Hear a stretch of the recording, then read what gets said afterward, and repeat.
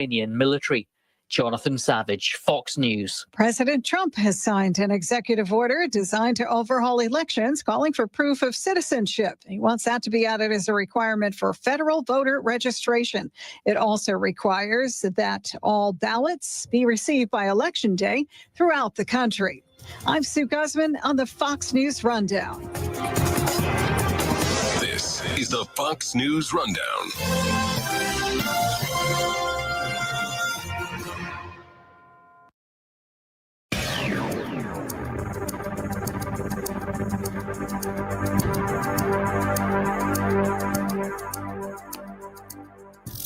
The Vic Porcelli Show. Yep, the same people who told us we had to buy electric cars are now torching the electric cars. We'll talk to Donna Jackson from CFACT about that Wednesday at 9:41. Weekday mornings at 9 on News Talk STL. Jamie Allman here, tossing and turning over retirement worries. You're not alone. 3 out of 4 Americans share your concern about having enough saved. But here's the thing. A comfortable retirement isn't out of reach, even if you're planning for 30 or 40 years ahead. Every day, Jeff Portman from the Gemini Wealth Group helps people avoid the critical mistakes that can derail their retirement. Build your path to financial confidence. Visit GeminiWealthGroup.com or call Jeff directly at 314-888-0123. Securities and advisory services offered through LPL Financial, a registered investment advisor. Member FINRA, SIPC. The Vic Porcelli Show. The one and only Karen Cataline.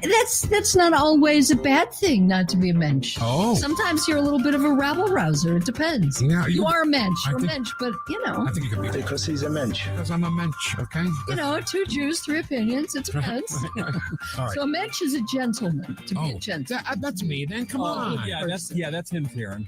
Vic Porcelli, live and local, weekday mornings at 9 on News Talk STL. Columbo here from my friends at Bluff City Outdoors in Alton. The knowledgeable staff at Bluff City has served the St. Louis outdoor community for decades, and they can take care of all your bow hunting needs, all your trapping needs, all your fishing needs, and more. Plus, while you're there, you can schedule a trip with a local fishing guide and shoot in their archery range. Bluff City Outdoors is open 7 days a week, 1 mile east of Fast Eddie's at 2813 East Broadway in Alton. Follow them on Facebook and at BluffCityOutdoors.com. Springtime often means storms. Don't let a fallen tree ruin your day. Call Hanson's Tree. Look them up at hansonstree.com. Hanson's, your expert insured tree care specialist in the St. Louis region and well beyond. In addition to taking care of all the messes, they can take care of beautiful things as well. Organic mulch, tree trimming, grinding, and land clearing, green waste recycling. Let the expert arborists at Hanson's take care of all the tree care for your home or business. 24/7 at hansonstree.com, hansonstree.com. The O'Reilly Update, brought to you by Seavers JCB. Visit them at their St. Peter's location. Bill O'Reilly here, and I'm warming up. Stand by for the O'Reilly Update Morning Edition. But first, is home title fraud a threat to you? With one forged document, criminals can take your equity. Now, I trust Home Title Lock's $1 million triple lock protection. They provide 24/7 monitoring, urgent alerts, up to $1 million to restore your title if fraud occurs. Get a free title history report and personal title expert access, a $250 value just for signing up. Please go to HometitleLock.com, use promo code BILL250, and make sure you're not already a victim. On this Wednesday, the anti-Trump media is gloating over the Atlantic magazine leak story. Apparently, members of the administration, including Vice President Vance and Secretary of Defense Hegseth, allowed editor Jeffrey Goldberg access to a discussion about waxing terrorists in the Middle East, specifically the Houthis. This is a breach of security, no doubt, because Goldberg is a Trump hater and is now bragging about the incompetence of the administration. Piling on, other Trump vilifiers like former Secretary of Defense Leon Panetta. When asked, President Trump did not seem to be aware of the situation, and I believe that's true. No one would purposely allow a guy like Jeffrey Goldberg access to any meeting involving Trump people. The problem here and the mistake that was made is because of inexperience. Now, I pointed that out while analyzing the presidential appointments in January. Washington is no place for beginners. It is a treacherous situation. Now the Trump administration is embarrassed. Not an enduring story, but one that requires a lessons learned mentality. Understand that enemies of Donald Trump are lurking. Safeguards are vital. Know that before you speak. Back after this. You don't wait for your car to break down before you get an oil change, right? So why wait until you're sick to get medications you need? All Family Pharmacy makes it easy. Get ivermectin, antibiotics, and more with a prescription included. No hassle. Order online and they'll ship it right to your door. Stock up now at allfamilypharmacy.com/Bill. Use code BILL10 for 10% off. That is the Morning O'Reilly Update. More analysis later on. From the Michael's Flooring Outlet Weather Center. I'm meteorologist Leah Hill with your first alert forecast. The humidity remains low today. The winds are light, and we're going to be enjoying temperatures in the mid-60s. A beautiful afternoon for the outdoors. I can't say the same about tomorrow. After temperatures fall into the 40s overnight, I am watching for some isolated showers and thunderstorms on Thursday. Yes, we could see a little bit of rain for the Cardinals home opener. That's your first alert forecast. I'm meteorologist Leah Hill.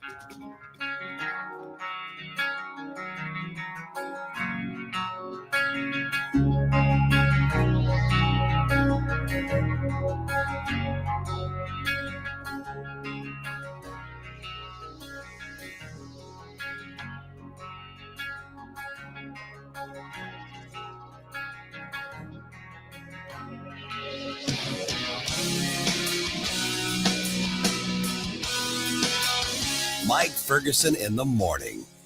Let's get the day started right. This is Mike Ferguson in the morning on News Talk STL.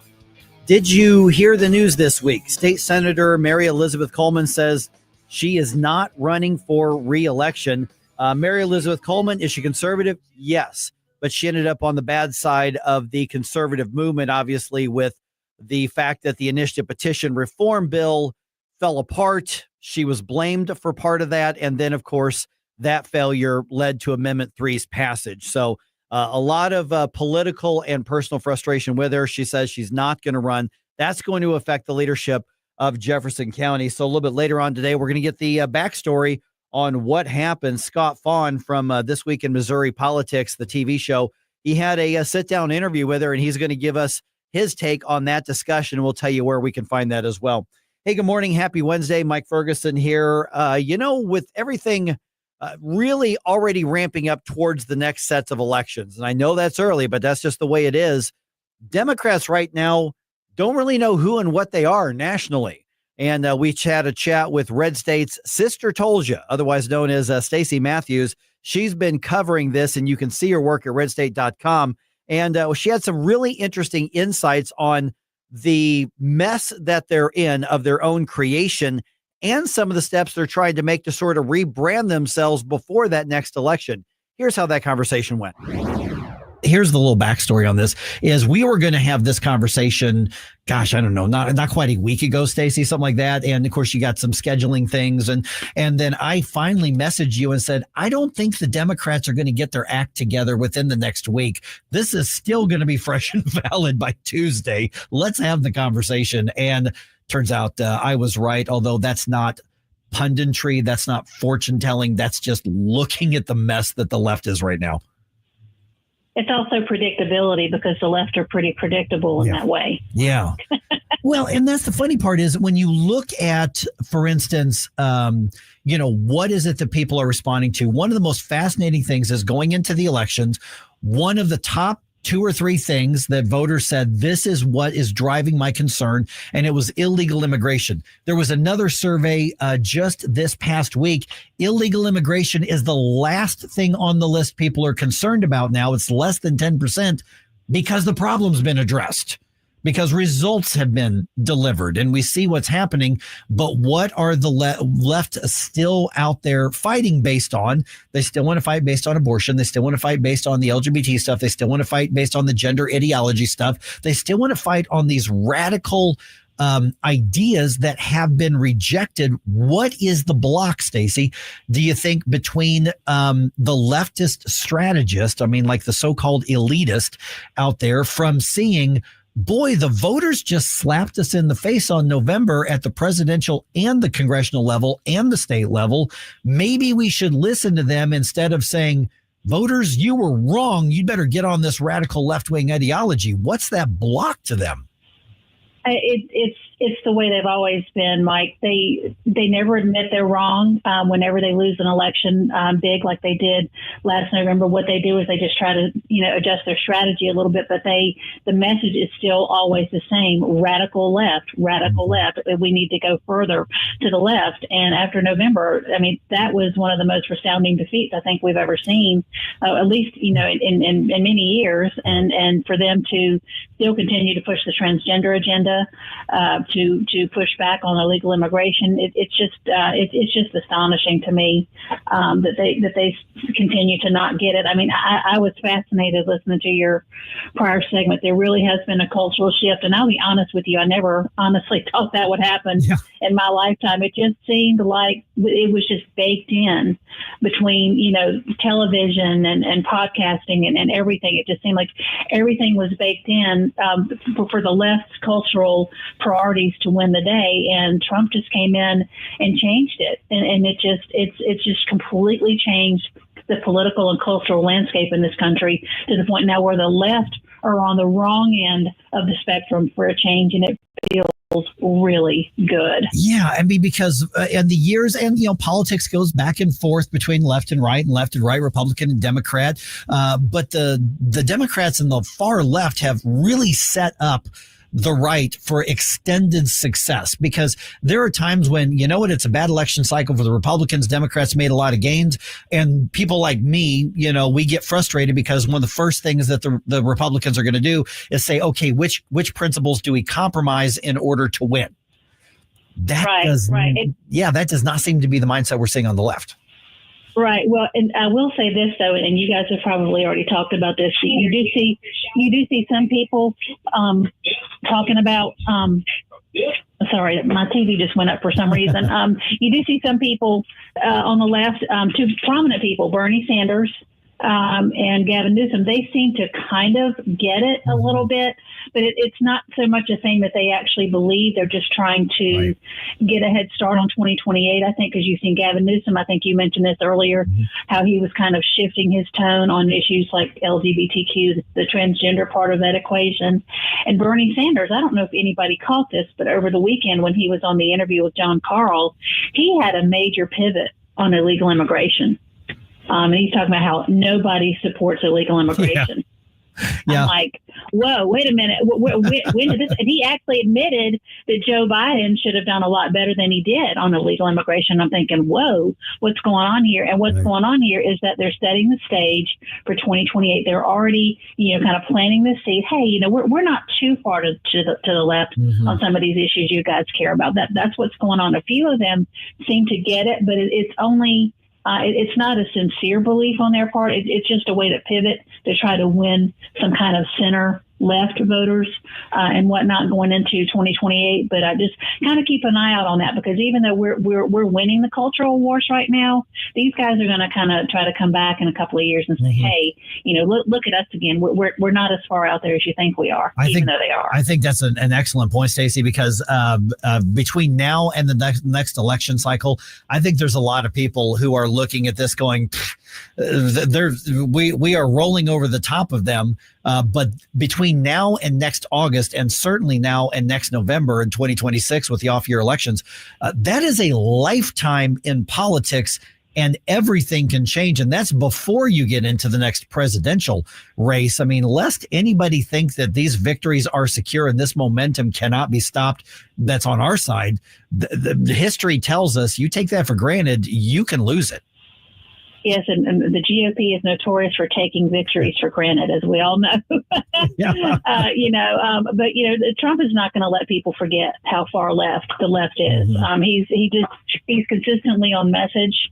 And so as long as he's on message and he gets the people in line, I think we're going to do very well in 2026. Like I said, you're starting to see some pivoting as far as 2028, and I think you're probably going to see some of that for 2026 as well. But Bernie Sanders, to go back to what he was saying, he's actually urging people to run as independents versus Democrats going into 2026 and 2028, because, he says the Democrats, still don't get it on some of these issues, like what he calls the oligarchy and whatnot. So basically, Bernie Sanders in some ways is trying to burn the party down in order to save it, because if you get all these independents on the ballot in a lot of these purple areas, you're setting Democrats up for a disaster, because you're going to split the ticket. So it's almost like in some ways he's trying to destroy the party in order to, quote, save it. Right. Yeah. So what do you make of, like, for instance, his tours Fight Oligarchy tour with the other genius of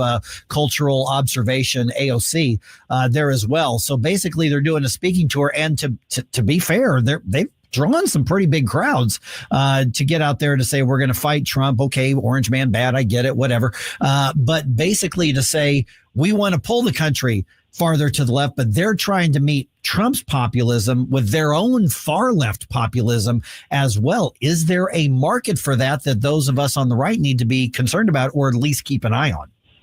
I think I don't know if we need to be concerned about it, but we should keep an eye on it, because the left are masters of deception.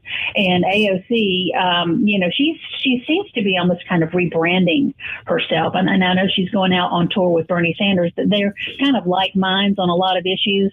But AOC, I don't know if anybody has noticed this over the last couple of years, but she's kind of moderated her tone to a certain extent. She's still far left, but she's kind of moderated her tone to some extent, to where she is not coming off as a member, as the leader of the squad that she touted herself to be the first year she was in office. So I don't know if it's anything we need to be concerned about, but as always, definitely keep an eye, because they are masters at deception. Well, and you mentioned the squad. I mean, that's kind of a canary in the coal mine for the far left, because there aren't too many of the squad members left in Congress, because they were getting beat, and some of them were getting beat in the primaries. So their own Democratic voters were rejecting them. That happened here in St. Louis with Cori Bush. I mean, it happened with Bowman, and so there aren't quite as many squad members out there. So maybe some of the younger ones are getting that message. I personally, and it was funny. We had somebody in yesterday. You may have heard of her name, Susie Moore from RedState.com, who was in here, and we were chatting about AOC and some of these others, some of those who frankly just come across as dumb. I mean, I'll be really honest. I don't mean dumb because they disagree with me, but just not that smart. And AOC and Susie said to me, and I think this was off the air, as she said, don't underestimate her. I don't think she's as dumb as we originally thought she was. I'm not convinced of that, but I'm open to the argument, because I mentioned, for instance, Jasmine Crockett is now the new kind of face. And then you got people like Don Lemon are saying AOC and Jasmine Crockett should be the face of the left. And we're over here saying, yes, please do that. Please do that. Because Chris Murphy in Connecticut. Yeah. Yes. Please let these people be the face of the Democrat Party. Please. And it's not that we don't have a couple dummies on our side who get national attention as well. And I get in trouble for criticizing them for being dumb, but they're on our side. But listen, they're dumb. If they're dumb, they're dumb. Even if they get the votes right more often than not, they're still dumb. But with the people like AOC, like Jasmine Crockett, like we got a few state reps around this area here as well, we can look at how what we think is just ill-informed and uneducated and just a complete lack of understanding. But we also look at, they do have an energetic following that the old school Democrats don't have anymore. Yeah, they do. And AOC can really bring those people out. She even with the Jamal Bowman, when it was the kind of writing was on the wall for Jamal Bowman, she held a rally for him. I think it was maybe 2 to 3 weeks before the election, and that she drew a substantial crowd out there in New York City for him. So you can't underestimate them. They have a lot going for them. They've got, the George Soros money. They've got a lot going for them. But the problem is the messaging is off, and which is why you're seeing a lot of moderating in tone by the people, some of the people, not all. Like you said, Jasmine Crockett's kind of out there, but like the Bernie Sanders and the Gavin Newsoms, they're kind of trying to present themselves as kind of they're revolutionaries, but they're kind of moderate revolutionaries. Right. Like we need some change. We're not as crazy as you may think we are. That kind of thing. So you got to watch out for that, because, like I said, they're masters of deception, and the media will go right along with it if it can help sweep them into office. All right, that should be their campaign slogan for 2026. We're not as crazy as you think we are. I think that's what they should run with. All right, Stacey Matthews, a.k.a. Sister Told You from Red State. Find her work at redstate.com, and we tagged you on our social media already, Stacey. Thanks so much. Thanks, guys. Take care. All right, what do you think? 314-912-1019. This is 1019 and 94.1 News Talk STL.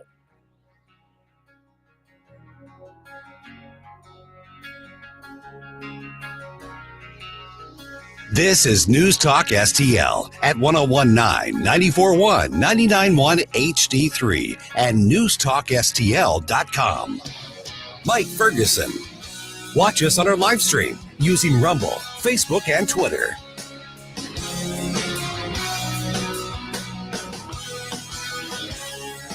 If you find yourself feeling out of place in the world, it's comforting to know conservative values haven't been abandoned everywhere. The far left wants to destroy conservative values in America. This is News Talk STL. Welcome home. The Herzog Tomorrow Foundation provides private school tuition scholarships through Missouri's new Most Scholars program to cover the cost of accessible, high-quality schooling.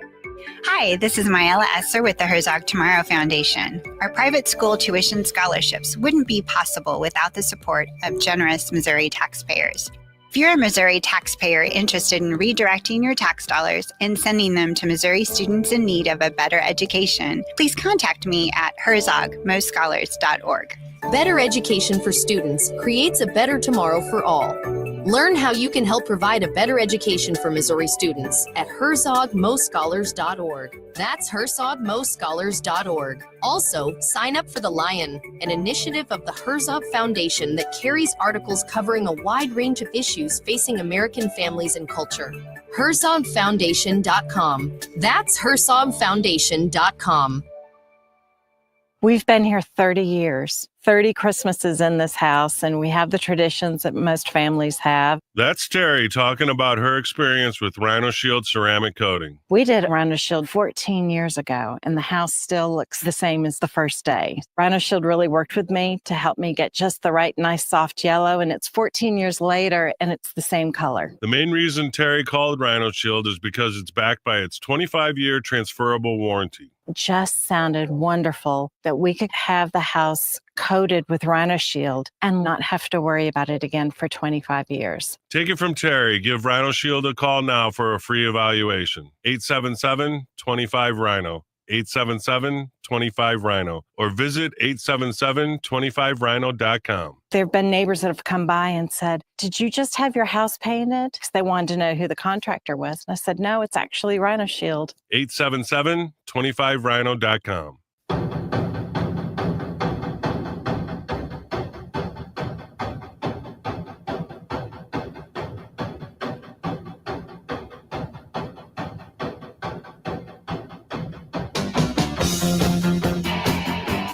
Hi, it's Randy Tobler here.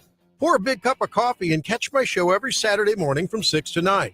Right now, it's back to Mike Ferguson in the morning here on News Talk STL. Randy Tobler, you ever heard of that guy, Jerome? Yeah, here's a doctor of some sort. Yeah, you should check out his show on Saturday sometime. It's pretty good. Pretty good. Yeah, pretty good stuff. All right. We're going to start off today with some good news, which is a nice change of pace. The St. Louis City police officer who was hurt in the line of duty going home today. And actually, you can be a part of it. if you want to, seriously. So 5:53 right now. I'm Mike. That's Jerome. Don't forget, Flashback Friday is coming up, so send us your 80s bump music requests. I shudder to ask this. I know you've told me before, but I've forgotten. Jerome, what year were you born? I'm a 90s baby, 95. Wow. Okay. All right. Yeah, let's move on here. Okay. All right. St. Louis police officer Nathan Spees going to be released from the hospital today. So he is at Barnes Jewish Hospital. That's where he's had all those surgeries that's happened. They expect that he'll be released around 11 a.m., but that could happen as early as 10 a.m., depending on how things go. So here's you can be a part of this, between Barnes Jewish and the highways, between 64 there. Obviously, St. Louis police are going to be there to line that part of South Kings Highway. And they're inviting anybody who wants to support him or just wish him well to join them. So you can just kind of line the streets. It's not going to be like a big, long procession, although he will have a police escort back to his place. But they're not going to have a big procession of people. But if you want to get out there and, park and line the street and have a flag or wave or whatever you want to do, you can be a part of that. I would get out there before 10, probably about 9:30, 9:45, something like that. And obviously, there's only so much parking at Barnes Jewish Hospital, so you might actually have to go park at Forest Park's right there as well, or on the other side of the highway. There's some parking places down there. Park at your own risk on that part of Kings Highway.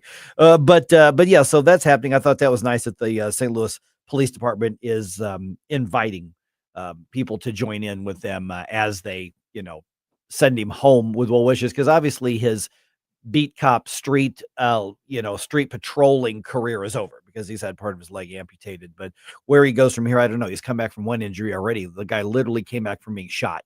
Wow. At one point, and this was his second injury on the job. He was the one who was run over by the car while he was arresting, somebody in connection with a car theft and carjacking, police chase. And that's something that I don't think a lot of people truly appreciate, is just how much danger these people are putting themselves in harm's way to keep us safe and to help our community. So if anything, I mean, having us show up and being able to show our support, I think we desperately need more of that in these times. Right. Yeah, definitely.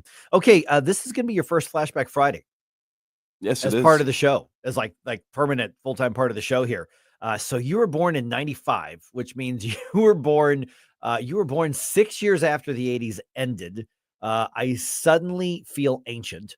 But so here's, what we do with Flashback Friday, so here's what I'm going to request throughout the day. I'm like, okay, this is going to be Jerome's first Flashback Friday. And people your age legitimately don't know the 80s music, a lot of it. I mean, there are some like iconic songs but so what are those quintessential 80s songs? Like if you had to say, here's the album that describes exactly what the 80s sounded like, those are the songs, the good, the bad, the ugly. Any of them where you say, oh yeah, that's 80s. Those are the ones I suggest people recommend this week, just so you can learn more of 80s music in depth. Yeah, so I already know Rainbow in the Dark by Dio. I don't know if that came out in the 80s, but that's good I stuff. associate. Yeah, that's one of the best songs ever written, in my opinion. Michael Jackson, of course. Yep. We had the controversy going on when I was in middle school, so everybody knew about him. Actually, Prince right now is growing on me. Devo's growing on me a little bit, just because they're so funky. You don't really hear stuff like that anymore. So I'm very excited to see what everybody's going to submit. You can submit to Jerome at newstalkstl.com. And that's the common spelling, Jerome. Jerome. Yeah, right. Nothing crazy, just standard name. Yes. Common spelling, or obviously put them in the comments on social media. And so keep an eye on those as well. So this is Jerome's first foray into the soiree that we call Flashback Friday. So let's acclimate him to the good, the bad, the anything that is just absolutely, that's definitely an 80s song. And I'll be buying some parachute pants and a bad jacket to commemorate. There you go. All right, going to get everything covered, starting off with the big news stuff. A lot going on. And then a little bit later on, what's Jasmine Crockett's connection to St. Louis? Unfortunately, there's a big one. Is your retirement income at risk if you or your spouse needs nursing home or in-home care? Hi, I'm Eric Robert, Director of Investments with the ClearPath Wealth Management Group at Stifel and host of On the Money, Saturday mornings at 9 on News Talk STL 1019. The cost of long-term care is one of the biggest risks in retirement planning. For many retirees, a single nursing home stay can cause a significant reduction in assets that can permanently reduce your retirement income. Fortunately, there are affordable and flexible options available today that can help you manage the cost of long-term care. Our team can help you address the risks relevant to your retirement, including long-term care. To schedule your free retirement plan consultation, go to clearpathinvesting.com. That's clearpathinvesting.com or call us at 636-695-2650. That's clearpathinvesting.com or 636-695-2650. Stifel Nicholas and Company Incorporated, member SIPC and NYSE. Looking for a hardware store that treats you like family? Welcome to True Value Schneider's Hardware, your local gem in Old Town St. Peters. For over 100 years, we're proudly serve you St. Charles County, providing everything from lawn and garden supplies to plumbing and electrical. Need a bolt or fastener? We've got you covered. And don't forget, we're a steel dealership. Whether you need sales, parts, or service, ask for Charlie or Jerry when you come in. We're here to help. Call 636-278-4461 or visit us online at truevalue.com/Schneiders. Cardinal Nation, it's time to paint the town red. Opening day of Cardinal baseball at Busch Stadium. And there's nothing else like it. It's a St. Louis tradition. Two things define St. Louis: Cardinal baseball and News Talk STL. Play ball! Opening day of Cardinal baseball at Busch Stadium is March 27th. Backed by our hometown favorites, DiGregorio Food, Best Buy Flooring, Pie in the Sky, and Abduction Dispensary. Cardinal baseball! St. Louis's new choice for conservative talk. Thank you for the opportunity to let me vent here. Live and local. Way to be, guys. 1019 all the way. This is News Talk STL. KLTY-HD3 Clayton, K270BW Belfast, KNVS Bowling Green. This is News Talk STL. Palestinians held a rare anti-Hamas demonstration in Gaza. The event in the heavily destroyed northern town of Beit Lahia is a rare show of public anger against the militant group, which has long repressed dissent and still rules the territory 17 months into the war with Israel. The videos, which appear to be authentic, showed hundreds of people taking in the anti-war protest on Tuesday. People held signs saying, "Stop the war, we refuse to die, and the blood of our children is not cheap." That is Charles de la Desma reporting. Greenland is not happy about this week's high-profile visit from Trump administration officials. Here's correspondent Greg Cluxton. Vice President Vance will now join his wife for a visit to an American military base in Greenland on Friday. Two other high-ranking Trump officials will also be visiting the Danish territory. Denmark's prime minister says the U.S. is exerting unacceptable pressure on Greenland. President Trump insisted the visit was friendly and not provocation, even as he continues to suggest an American takeover of Greenland. Greg Clugston, Washington. Correspondent Jennifer King reports on a new sentencing offer in the Walmart mass shooting case in Texas. The gunman who killed 23 people in a 2019 attack in an El Paso Walmart has been offered a plea deal to avoid the death penalty. Patrick Crucius has already been sentenced to 90 consecutive life sentences at the federal level. El Paso County District Attorney James Montoya, he supports the death penalty, but his decision was driven by victims' families who wanted to put the case behind them. Under the new offer, the 26-year-old shooter would receive life in prison with no possibility of parole. The mass shooting was one of the deadliest in U.S. history. Crucius appears to have been consumed by hatred for Hispanics and debate over immigration before he drove more than 700 miles and opened fire at the Walmart with an AK-style rifle. I'm Jennifer King. More on these stories at townhall.com. The words you are about to hear are taken from letters sent in by members of the Trinity Management Program. Dear Trinity, today I'm making my final credit card payment. Before I came to you, I was in a constant state of anxiety and panic, but now there is hope for my family's financial future. Working with Trinity made me understand that I'm not alone. You really do help people. Your kindness will never be forgotten. Without Trinity's support, I would not have achieved my lifelong goal of becoming debt-free. We saved a lot on interest and penalties, of course, but the reward was the gift of human kindness. Trinity has carried me through a very difficult time in my life. You're amazing. I used to feel so anxious and hopeless. Now I feel grace and peace. God bless Trinity as you continue to help others become debt-free. If credit card debt has you down, call Trinity at 1-800-990-6976. That's 1-800-990-6976. Populist government is facing increased public... From the Michael's Flooring Outlet Weather Center. I'm meteorologist Leah Hill with your first alert forecast. The humidity remains low today. The winds are light, and we're going to be enjoying temperatures in the mid-60s. A beautiful afternoon for the outdoors. I can't say the same about tomorrow. After temperatures fall into the 40s overnight, I am watching for some isolated showers and thunderstorms on Thursday.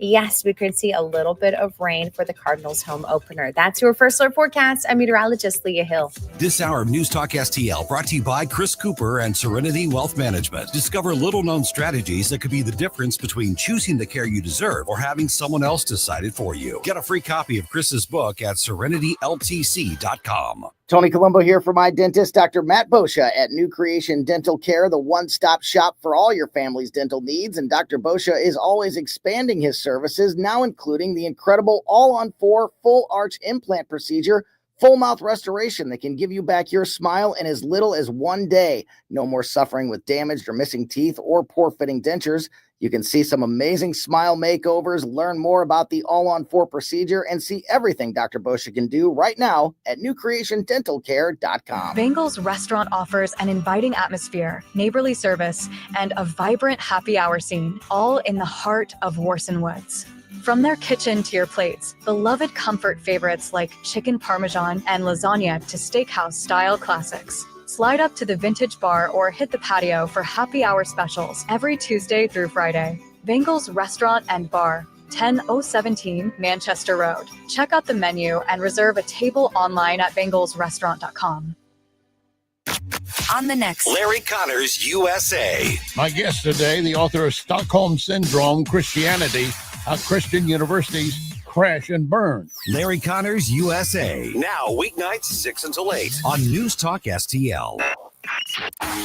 Mike Ferguson. Are you pretending to be crazy? Gabe Pfeiffer. There's something serious I have to tell you about the future. Get up! Get up! Can't you hear the alarm? Get up, St. Louis. Let's knock it off. Mike Ferguson in the morning on News Talk STL. Get up! Get up! This is your cousin God.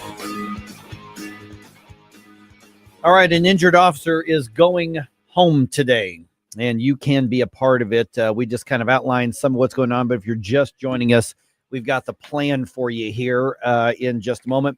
Also, what is Jasmine Crockett's connection to St. Louis? She's in the news for two big things right now. Mm-hmm. You know, one, she was making fun of Texas Governor Greg Abbott being in a wheelchair, right? Which actually turns out is not the first time she's actually done that in a public setting. But then also she has had somebody accuse her of assault. She was in the Capitol walking the hallway and somebody had his cell phone and he's like, will you condemn violence against Tesla? And she reached up and like grabbed the guy's phone and like knocked the phone out of his hand. So he went to the police and filed a assault complaint against her. Now, whether they charge her or not, I haven't heard, but yeah, probably something like that. Well, I'm not sure that is actually assault. It's something, mm-hmm. But it's stupid and there should be some kind of consequence. Right. But she's in the news and there's a connection to St. Louis. So we'll talk about that here in just a little bit. And should we add a new cabinet level department to the federal government? Oh no, another one? Yeah. I don't like this idea.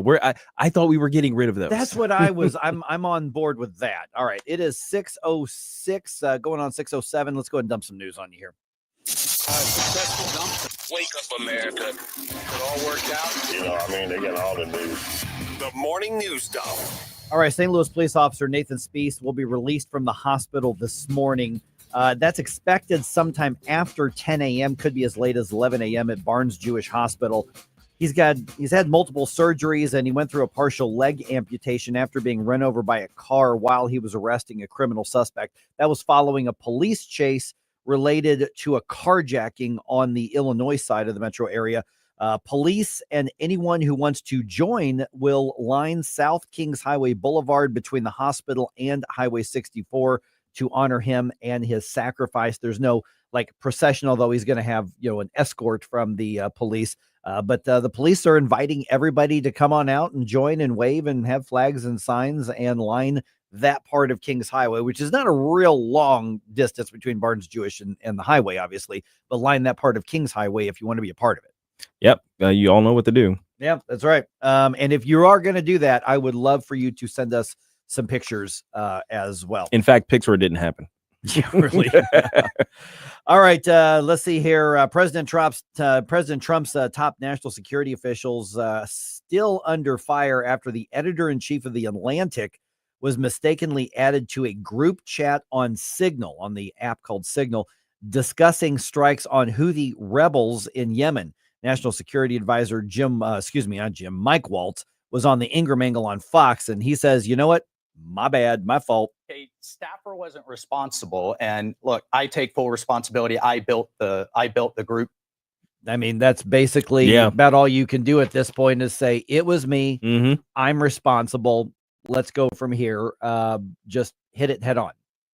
Man, I'm still trying to wrap my head around this though, because it's like that's not a mistake you make when you're building that group. I've built a couple of digital meetings in Outlook, before, where you're grabbing people and you're grabbing contacts and things like that and throwing them in there. This guy's required, this guy's optional, whatever. You don't make the mistake of adding the wrong people. You just don't, especially when national security is in the name of your job, is involved with it. Yeah. Is this something he should be fired for? I don't think so. Yeah. My guess is it ain't going to happen again. That's gosh. No. Yeah, absolutely. If it happens again, we need to have a talk. Yeah. Now, in terms of the people calling for his firing and things like that, nobody got fired for the planning the debacle that was the Afghanistan withdrawal. So I don't want to hear about him getting fired for having a fat finger on a chat app. You could argue that Joe Biden eventually got fired. Good point. Well, maybe. Well made. Not right away, but yeah. All right. Secretary of Defense Pete Hegseth visited Hawaii. It was the first leg of a trip around the Indo-Pacific where he's watching troops train, and he says he's going to work to increase security in that region. The defense secretary giving his assessment of the department after that was snuck up on me. After slashing DEI initiatives, saying the military is, in his words, getting back to basics. My assessment is the DOD will be merit-based and colorblind. You will be judged based on how good you are at your job. Full stop.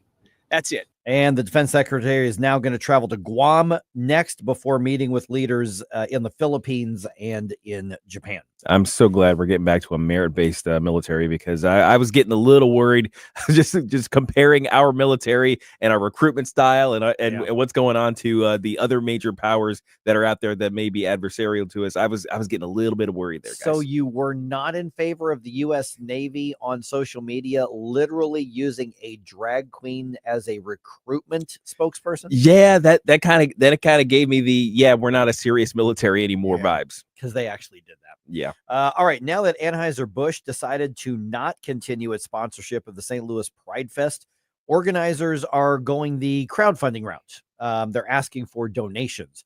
So the festival is planned for June 28th and 29th. They say they're about $150,000 short of their fundraising, according to multiple reports. Here's what's interesting about the response to this. That news happened yesterday. We actually kind of broke while we were on the air yesterday. After 32 years or whatever, Anheuser-Busch says, we're not gonna pony up this year for it. And the LGBT activist community is mad. They are angry. You're hurting us. How dare you? As though they're entitled to $150,000 to $200,000 every year. Wouldn't the appropriate response be, thank you for 30 some years of support and all of that, probably millions of dollars that you've given. Now it's, how dare you? We're so angry at you. Shake your fist with whatever glitter nail polish you've got on. But it's kind of just emblematic of how we think in America this year is, you did something for me once. Therefore, if you stop doing it for me, you're taking something away and I'm entitled to the thing you've been giving me. Oh yeah, it's built into the thinking now, and it's a horrible thing. That's why you don't want to do this as a government. You don't want to get people hooked on that stuff because it's basically like a drug, and you have withdrawal. Yeah. And this is what we're seeing out of the LGBT pride organizations around the country now, as the corporations kind of wake up to the fact that they probably shouldn't be sponsoring these things anyway. Yeah, well, I mean, and the thing is that had the LGBT, pushed the extremism, nobody would care. If they were just having a party because they're, they are how they are, then that's fine. Whatever. Nobody. I don't. But you came for the kids. Yeah, exactly. You came for the kids. Yeah. And you told us you were coming from the kids. And you demanded that we adopt language and say things we know are not true. And then like Gabe said, the big thing is you crossed the line. You came for the kids. And now we just, you want to have your party, go ahead and have your party. I don't care. I mean, I just have no heartburn over it. I'm not going to be at Soldier Park, in downtown right. St. Louis I don't care. Not for me. You're not partying for me. You're partying for you. But don't act. You shouldn't be acting surprised or offended that people have said, wow, you guys went way to the extreme. We can't be part of that. Yeah, it was really weird how quickly it went from stay out of our bedroom to let us into your bathroom. So that happened way quicker than I was expecting. Yeah, absolutely. Yeah, exactly.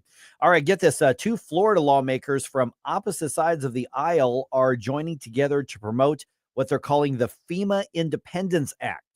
Now, this is legislation intended to sever the agency from the Department of Homeland Security and have FEMA become its own department led by a cabinet level head. No. Yeah. How about no? So that's my reaction. The two Congress critters who are involved in this on the Republican side is Byron Donalds and Democratic Congressman Jared Moskowitz. Moskowitz was on the Will Cain show on Fox saying that FEMA needs to be saved, but it needs to be reformed. The biggest reform we can make is to get it out of Homeland Security. It's no coincidence that last year, two agencies that had issues, FEMA and Secret Service, were both in Homeland. And so this is a way in which we can get FEMA refocused on response and coordination. Is it though? Yeah, I'm with you. I don't think we need to be adding cabinet level departments of anything. Yeah, no. Because the thing is, once you become a cabinet level, then now actually it becomes more like a runaway agency, right? Because my understanding is the president can basically use the head of whatever department to restructure items under that department. But if let's say he wanted to fire the head of the new made FEMA, or he wanted to dismantle FEMA because it becomes some crazy dystopian nightmare machine, then he would have to go through Congress to do so, right? If he wanted, to get rid of it. Yeah. Right. Yeah. So, but that's a problem. I don't like the idea that the executive on some level eventually ends up not being able to control the executive branch. Yeah. You know what I mean? It's like, I don't like that idea. The fact that it's a thing right now bothers me. So no more departments. Stop it. I'm with you. And I like Byron Donalds, but I just don't agree with him on this one. Yeah. All right, a couple sports things here. The countdown is on to what's likely to be a very mediocre season for the Cardinals. Still, opening day is tomorrow at Busch Stadium. The Twins are in town. Sonny Gray gets the start for the Redbirds, and the Blues get another win. Man, last night at Enterprise, they beat the Canadiens 6-1. All right, once again, stop me if you've heard this one before, guys. Okay. Every single St. Louis goal was scored by a different player. Again? Yep, again. No way. Way to go.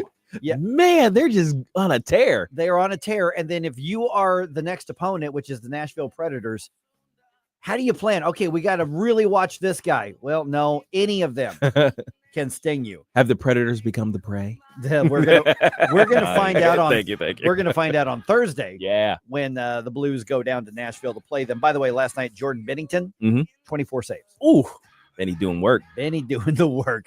All right, just ahead, Jasmine Crockett. She's a flavor of the month for the left right now. What's her connection to St. Louis? Gonna make y'all proud. I'm telling you. Get up, St. Louis. It's Mike Ferguson in the morning.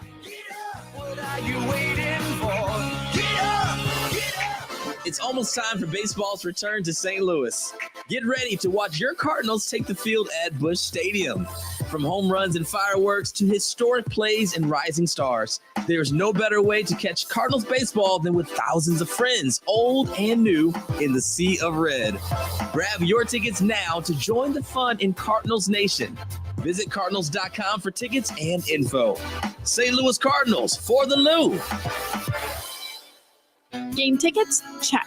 A round of cold beers? Check. Ballpark hot dogs? Check. Baseball is back and nothing beats a night out with the guys. Or ladies. At a Cardinals game. From thrilling games and mouthwatering eats to the iconic ballpark energy, Busch Stadium is the ultimate spot for you and your crew to dive into America's favorite pastime. Make your next night out the best one yet. Join us at Busch Stadium, where every hour is happy. For tickets, visit Cardinals.com. St. Louis Cardinals for the Lou.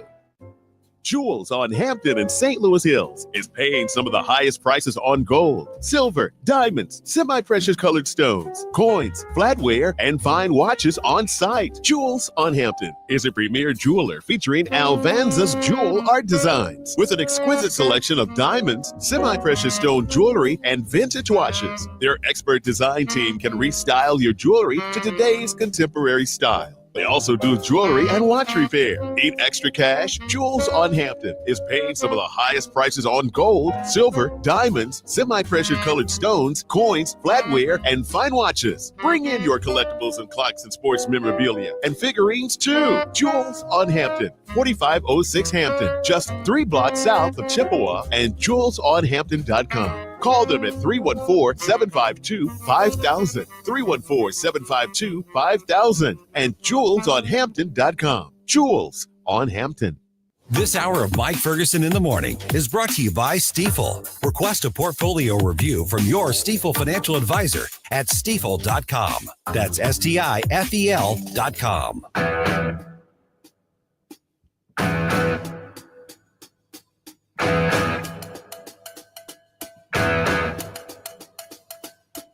Good morning, Missouri. It's your boy, Joe Pags. I'll talk to you tonight at 10. But right now, let's get back to Mike Ferguson in the morning.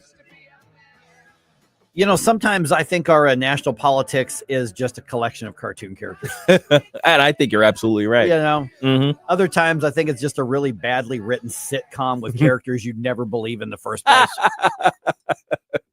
There's no way a guy like John Fetterman is real. Yeah, tell me I'm wrong about this.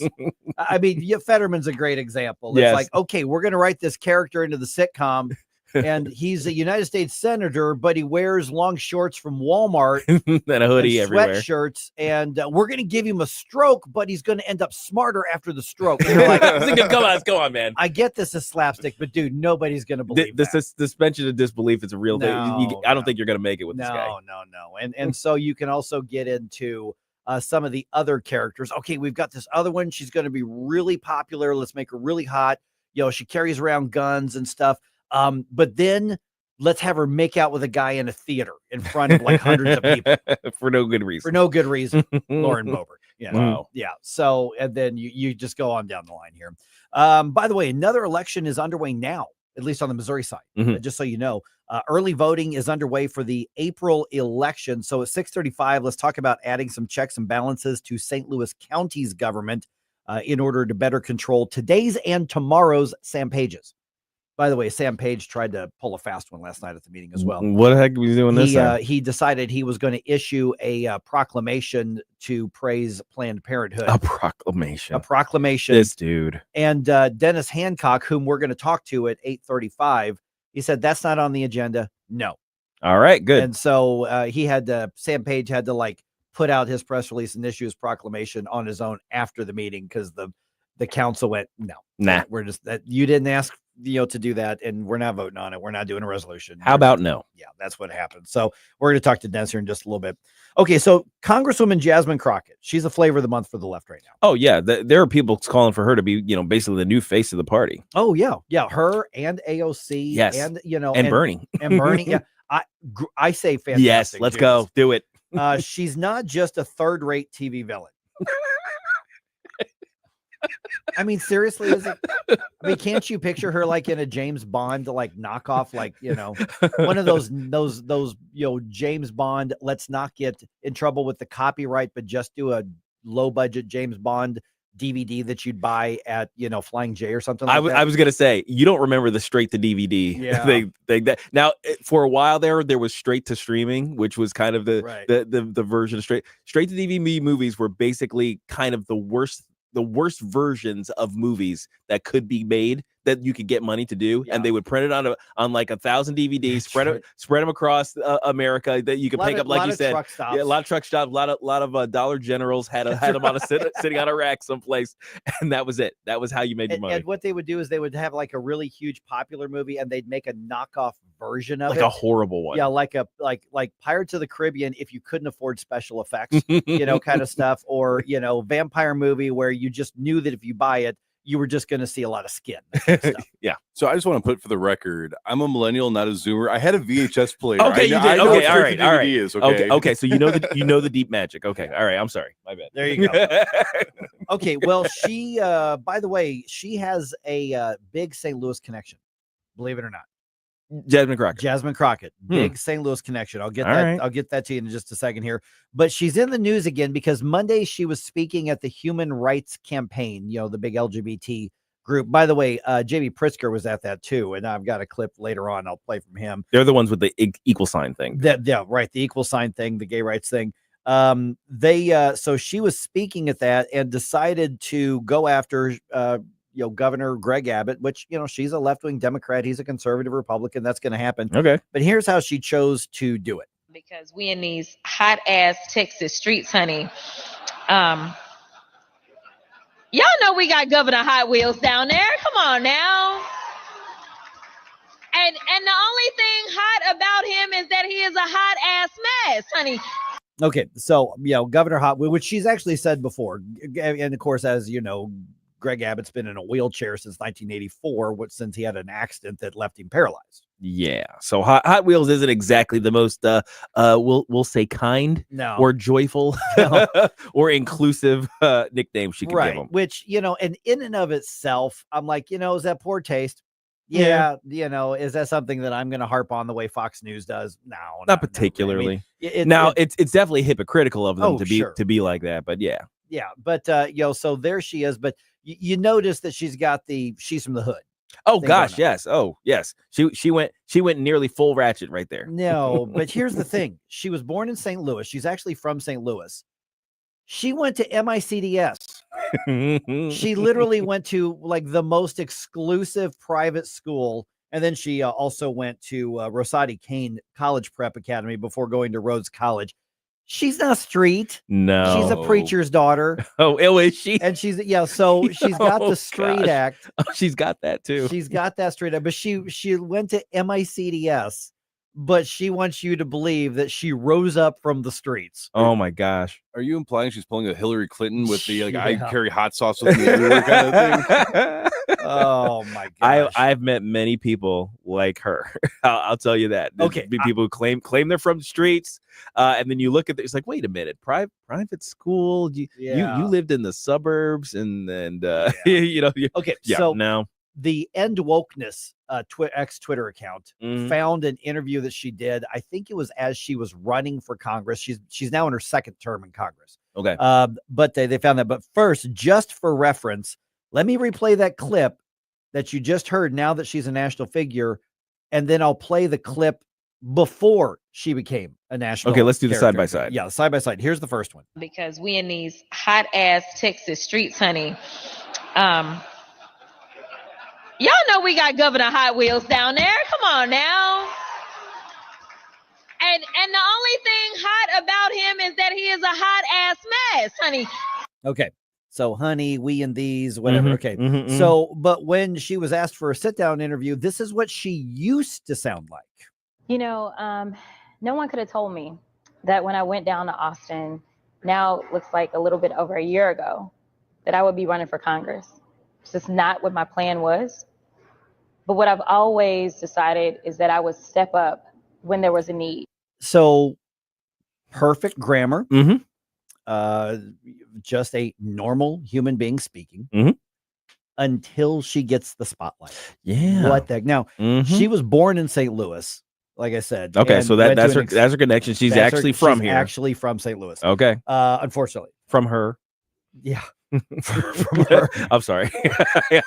I couldn't resist. Oh my goodness. So, do we have just another social media influencer in office? Yes. We're getting that on both sides. It's Yeah. like, I want to govern. Well, no, I want to be a social media influencer because then I can vote and, we're going to, MAGA through social media or whatever. I'm not sure there's much difference now between a politician and the influencer, at least a construction of a career. Yeah. Because the idea is that I want to get people to the polls. You've got all kinds of influencers who are being swayed to do that kind of work, right? Mm-hmm. And I want people to vote a certain way on certain issues. So is there a difference? Like how big of a difference is there between particularly Congress, between a congressperson and a really high level influencer? Right. Is there a difference? Maybe not. Now she's already getting criticism from some black commentators over how she's portraying herself. Now, is that fair or is that not fair? Oh, that's absolutely fair. You said you've met people like oh this yes, oh yes. You're faking fun. Actually, there was a whole thing. I don't know if you've ever seen 8 Mile. It's about I know what it is, but I know it's Eminem. But Eminem's basically a pseudo biopic, and he's in a rap battle. And he's in a rap battle with a guy who's, running with this, this group, and he's so notorious, hood group, right? And he's supposed to be this big bad dude, and he calls him out. You're from a private school, and it's like you're from this particular neighborhood, and everybody in the crowd knows what's up with that neighborhood. It's not the neighborhood they come from, okay? It's probably a gated community. So he just calls him out for being fake, and that's kind of how you have to do it. You have to call out people who are trying to fake the funk on being street. And you call them out for what they are. What's funny is my history is more street than a lot of the people who talk a certain way in the public eye. So it's kind of weird. It's like I've been dealing with drug dealers and the the crackheads trying to steal your TV and all these other back in the 80s in suburban but urban New York for the first part of my life, and I see all these people come out and they're trying to talk the way the drug dealers did, and I'm just like, you actually don't know what you're saying. You don't know what you're doing right here. It's kind of funny. So she is intentionally lowering, and somebody's going to get mad at me for saying that is a lower form of communication. It is when you know how to speak proper grammatical English. Now, she may try to defend herself, and I've seen some people try to defend themselves as this is code switching. Because if you and look, I will code switch a little bit when I get into certain neighborhoods, when I talk to certain people who grew up with me or just my family, frankly. But that ain't it. That's not how code switching works. It doesn't go that deep. No, she's fake claiming. That's what we call it in Chicago. She's there you go. Claiming. Fake claiming. There you go. All right, so be proud, St. Louis in there. Doing us right. Doing something. Good Lord. All right.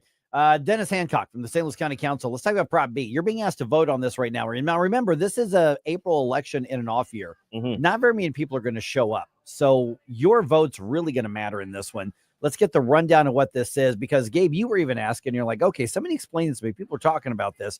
We've gone through that here, but I want to do a little myth busting on it. And also, I want to ask Dennis about this whole dust up with the Planned Parenthood thing that happened last night, too. That's coming your way right around 6:34 here on 101.9 94.1 News Talk STL. Oh, yeah.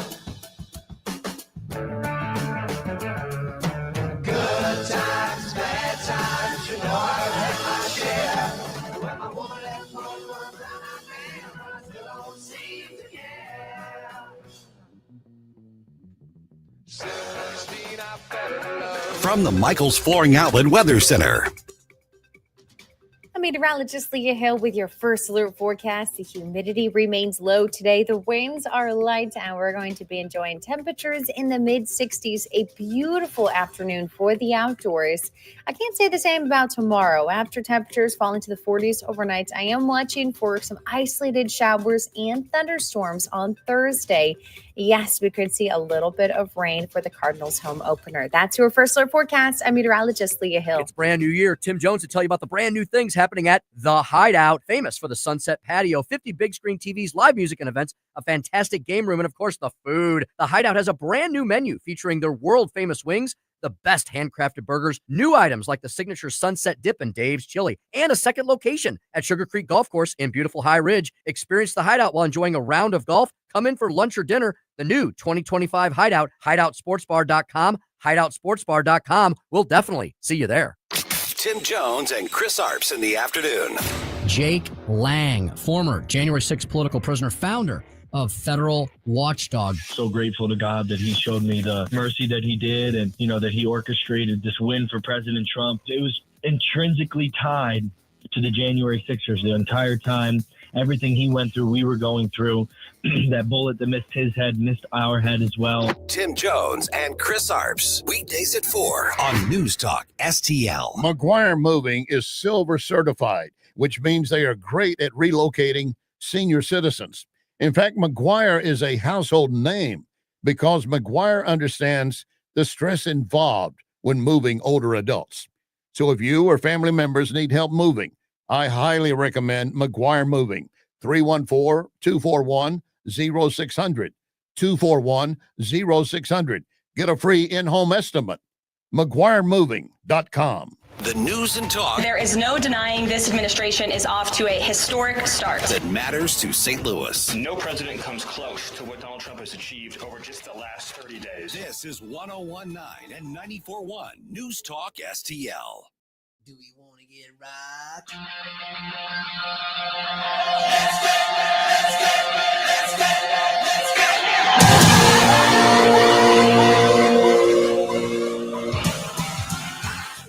Hi, this is Jefferson County Councilman Billy Crow with a reminder to check out our new show, Jeffco Patriot Radio, this and every Sunday at high noon. Now, back to the Mike Ferguson in the Morning Show. All right. Is Proposition B a permanent solution to a temporary problem, or is this a needed check and balance in county government? I think we need to clarify some of that right here. By the way, Flashback Friday, get your 80s bump music request in ASAP.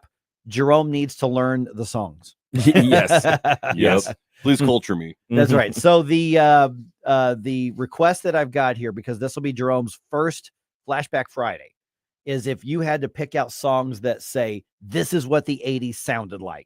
Good, bad, ugly. You know, as long as you say, oh yeah, that's 80s. That's what I think we should immerse him in this week. All right, 6:34 right now. Got Gabe here, got Jerome here. I'm Mike Ferguson, joined now by St. Louis County Councilman Dennis Hancock. And Dennis, appreciate you being back on the program. I want to get to a question about Sam Page basically campaigning against Prop B here in a minute, but let's go through Prop B, because one of the tactics that's used on things like this is create some confusion so people just go, I don't know, I'm just going to say no on this. So Proposition B is a change to the county charter. And That's this, correct. yeah, and so voters are being asked to do this. And this would not stop a county executive from picking their department heads or voters from picking the county prosecutor or anything like this. But this puts an extra check and a balance on that. Explain what, and I know we've done this on the air before, but in case somebody's new, or just to remind people, what is it that would change if Prop B passes? What would change, Mike, and thanks for having me on this morning, is that the county council would be able to take action in case of someone who is a bad actor, who does something that either violates the law or is just the wrong thing to do consistently over and over. And if the county executive refuses to take some sort of disciplinary action, the council would be able to step in and do what needed to be done. That's the only thing that changes. It does not impact, it doesn't take any power or authority away from the county executive. It doesn't do anything to the chief of police, because the chief of police is managed by the Board of Police Commissioners. And we've been hearing all of this misinformation from the county executive and his minions about Prop B, and it's really a very simple proposition. The other thing I would point out is that almost every municipality in the St. Louis region has something similar in either their charter or in the laws that they conduct business by. So this is nothing new. It's nothing unusual. It's not anything that is out of the ordinary. And we just think that it's time for St. Louis County to have something similar in place. Morning, Dennis. Gabe Pfeiffer here. So is it true that Sam Page is actually using taxpayer money to campaign against this proposition? Well, it certainly appears that way. We discovered that there was a mail piece that was assembled and put together that didn't have any sort of, it wasn't paid for by a political campaign. It says that it was paid for by St. Louis County, Sam Page County Executive. That's a blatant violation of state statutes. There's a statute that says that no taxpayer money can be used to advocate for or against a ballot proposition, and Dr. Page seems to think that doesn't apply to him. And he's continuing to do that. He's having these town hall meetings that are nothing more than a propaganda session for reasons why people should vote against Prop B. He's been having county employees going to various city council meetings to advocate against Prop B.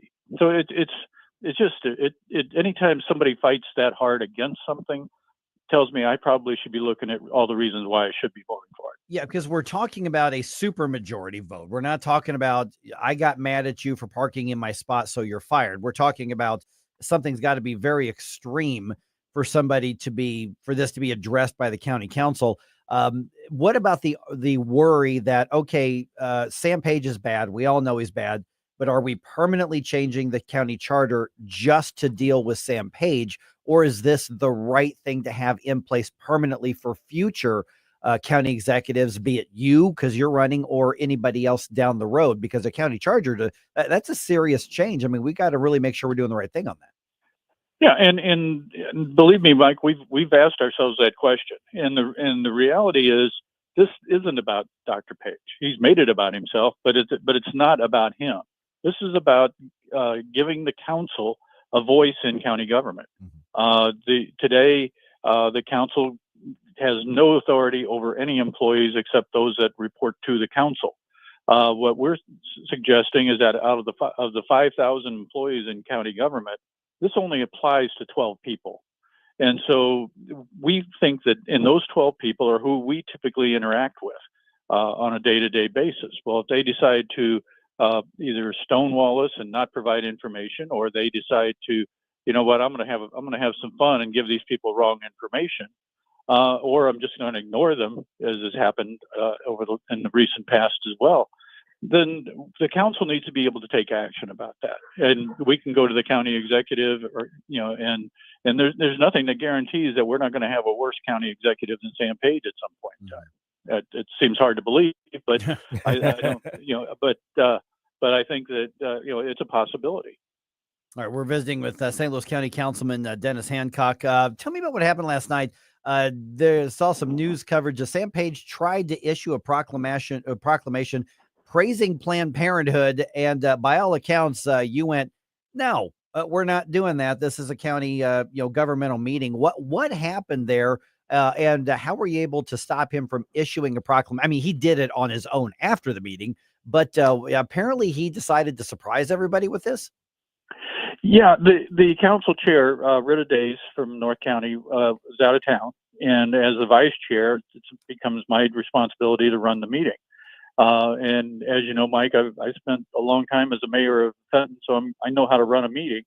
But the county executive was giving his normal report, and all of a sudden said that he was going to present a proclamation to Planned Parenthood, and I stopped him and asked him, "Are you planning to do this now?" And he said yes, and I said, "No, then that's going to be out of order." Because it wasn't on the agenda for the meeting. It wasn't a council proclamation. This was a council meeting in the council chambers dealing with the business of the county. If he wants to give a proclamation to Planned Parenthood or any other group, and he hands these things out like candy at a parade all the time. So to me, it's if he wants to do that, he's got an office on the 9th floor that he can hand these things out. He can go down to the 1st floor. There's a media room that he can use for that. He can go to the Planned Parenthood headquarters and do it there. But at the council meeting, we present proclamations all the time, or resolutions, but we vote on those. And it takes a vote of the council to do that. And this had none of that. This was just him coming in trying to take over our meeting, and I wasn't going to let that happen. Yeah, so basically he would, had he been able to slip that through, or if somebody went, well, okay, whatever, then it would have had the impression of the entire St. Louis County government blessing and endorsing Planned Parenthood. That's exactly right. And to take Planned Parenthood out of the equation, we couldn't allow that for any organization that he wanted to do this for. It's just not appropriate for him to hijack our meetings to do that. Yeah, we're visiting, like I said, with Dennis Hancock, St. Louis County Councilman. Okay, just got a couple minutes left here, Dennis. All right, so what is also next? I mean, obviously the budget's a big concern as well. There's concerns about a shortfall in the budget, but at the same time, everybody's got their mind on. I'm one of them saying, wait a minute, don't raise my taxes for anything. How do we get from point A to point B to make sure that we've got a fiscally responsible county government? And this comes into the questions for you as you're running for county executive. Well, I think that as with any homeowner or anybody that lives and takes care of themselves, you can only spend as much money as you have. And Dr. Page continues to spend money that we don't have, and we have to get that under control. And we've done it to a small extent the last couple of years. We pushed back on what he's requested, but at the same time, we have to really look hard at what does our budget look like, how much are we spending, what are we spending it on, and making sure that we get ourselves to a sound fiscal footing before we start worrying about doing other things that aren't required of local government. And, we need to fix the streets. We need to make sure that when it snows in the wintertime, we plow those streets. We need to make sure that our infrastructure is sound. We need to make sure that our streets are safe, that, our criminals are being taken care of as they should be. And that all seems to be lost on the current administration. One thing that will help too, Mike, and I'm glad you brought it up, tomorrow night, Thursday at 6:30 at Manchester City Hall, I'm hosting a town hall with the county assessor, Jake Zimmerman, to go over the assessment process with people. We only do reassessment every other year. This is a reassessment year.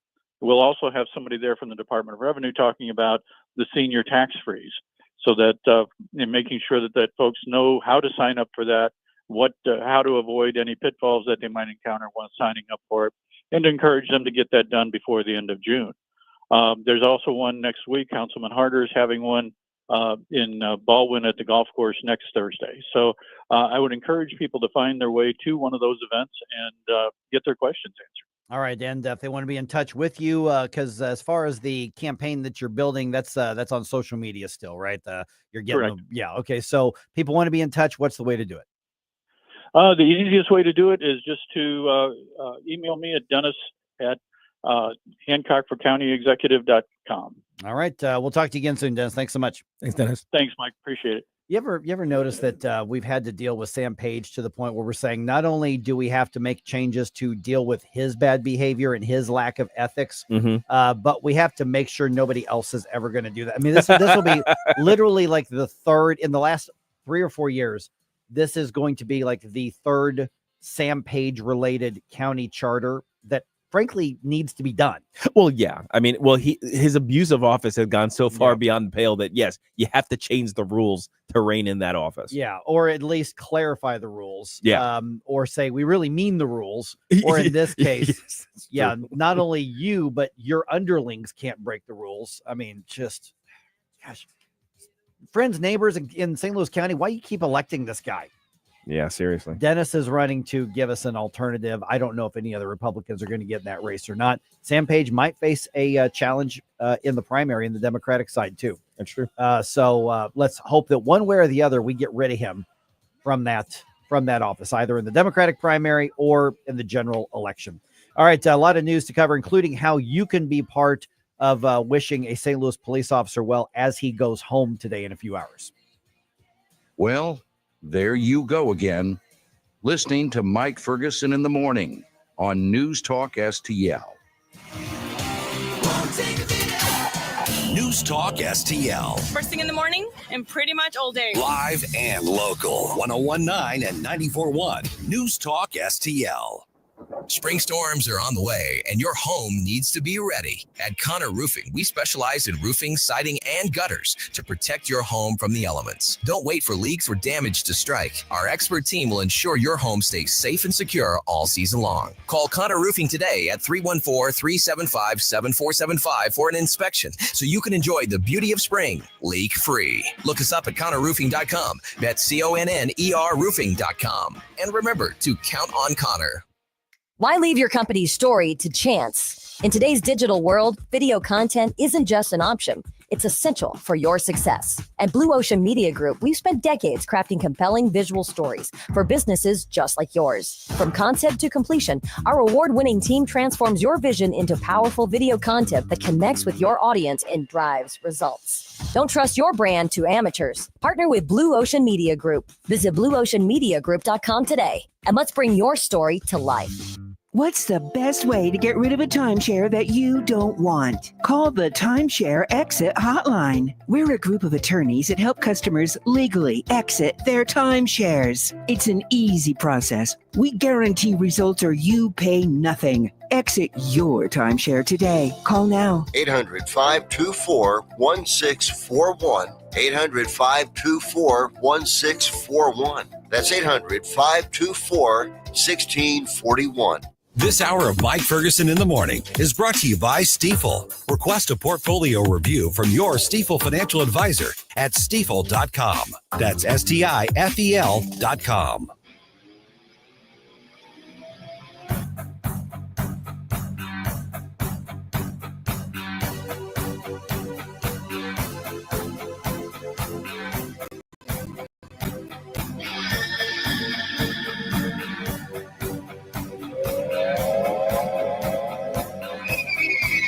Love the music you hear on the morning show? Check out Mike's morning music playlist at newstalkstl.com.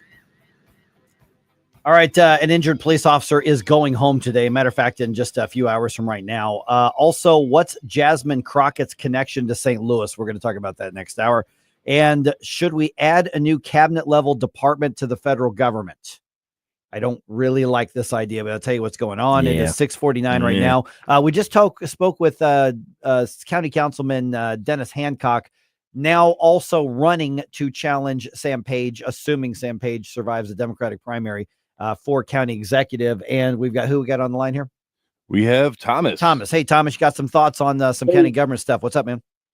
Well, you know, I've lived in Brentwood, and Brentwood does a great job of plowing their streets, their subdivisions.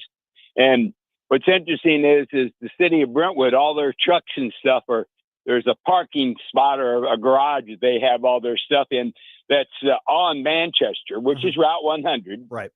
And I asked them one time, if you guys do such a great job of plowing the subdivisions, I says, you go right down Manchester, why don't you plow Manchester too?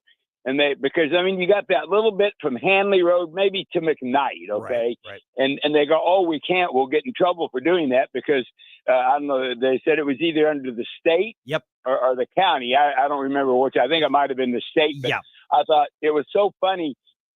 Who cares who does it as long as it gets done? You know? I can tell you who cares. The unions. Yeah. Yeah. Well, but they're going right down Manchester. I mean, just they keep might going, as well right? Put their plows down and plow. Yeah. You know? No, that's called common sense. Oh, and common sense isn't so common anymore, guys. So. It is not. No, when you started talking, Thomas, I really appreciate you being on the program here. That's exact because Manchester 100 is actually a state highway, so that is state jurisdiction. Yeah, and if you mess with their workload, then you get in trouble. Those guys probably would be just fine plowing it that you were talking to, but they're right. It's almost like a jurisdictional dispute, a territory dispute. You just it's silly because all of us just need to be able to get where we go, but where we want to go. But that's the way it is. Yep. I get it when he started talking. I'm like, I know exactly where this is going. And he's right. All right, let's go and dump some news on you here. The Morning News Dump. Are you joking? Is this a joke? Listen, folks, the Morning News Dump. All right, St. Louis City Police Officer Nathan Spees is going to be released from the hospital this morning. That's expected to happen sometime after 10 a.m. at Barnes Jewish Hospital. The current schedule, Gabe, is right around 11 a.m., but they're saying it could happen as early as 10, so plan on that. He's had multiple surgeries. As you know, he's gone through a partial leg amputation after being run over by a car while arresting a criminal suspect. Police and anybody who wants to join, you can line South Kings Highway Boulevard between the hospital and Highway 64 to honor him in his sacrifice. So grab flags, make a sign if you want to be a part of that. The whole thing's probably going to last about 5 or 10 minutes. He's going to have a police escort from the hospital to his home. But for that little bit, that's where the police are saying, if you want to join us in honoring him, here's where to do it. Absolutely. And take pictures and share them with us. That's right. Exactly. So now keep in mind that area is not, I mean, there's parking on the street, obviously there, then you're right by the Central West End. But if a lot of people show up, which I don't think it's going to be that much on such short notice, but also you can park in Forest Park. It's going to be a nice day. You can walk over there a little bit because with all that construction going on at Barnes Jewish, there's not a lot of parking there. So don't take up parking places that people, who are patients there need to take, but just be aware of that. Okay. Still a lot of scrutiny over that text message on the Signal app that inadvertently included the editor-in-chief of The Atlantic when top national security officials were talking about upcoming strikes on Houthi rebels in Yemen. Yeah. So National Security Advisor Mike Walls was on Fox's The Ingram Angle, where he says it's my fault and he took responsibility for it. A staffer wasn't responsible, and look, I take full responsibility. I built the group. There's already one investigation that's already been launched into this, the National Security Council, and that is appropriate. This was bad. The Republicans, I think, are making a little bit of a mistake going, who cares? Don't worry about it. Nothing, no big deal. And starting to make fun of the left for making a big deal. No, this is kind of a big deal. It is kind of a big deal. I mean, and look, obviously the left's going to have an outsized reaction to any mistake that the administration makes. And they're going to make mistakes because it's full of human beings. But certainly the way to get around this isn't to completely dismiss the concerns, around it. You have to at least own up to part of it. Right. Yeah, you do. And you have to say, okay, here's what we're doing to make sure this doesn't happen again. Yes. But it also needs to say, if this mistake happened, how long was that thread? Let's make sure, because you can't be handing out information to somebody who can publish it worldwide. Seriously. Literally. And the guy put screenshots up later, and he's a leftist. I'm not trying to defend the guy.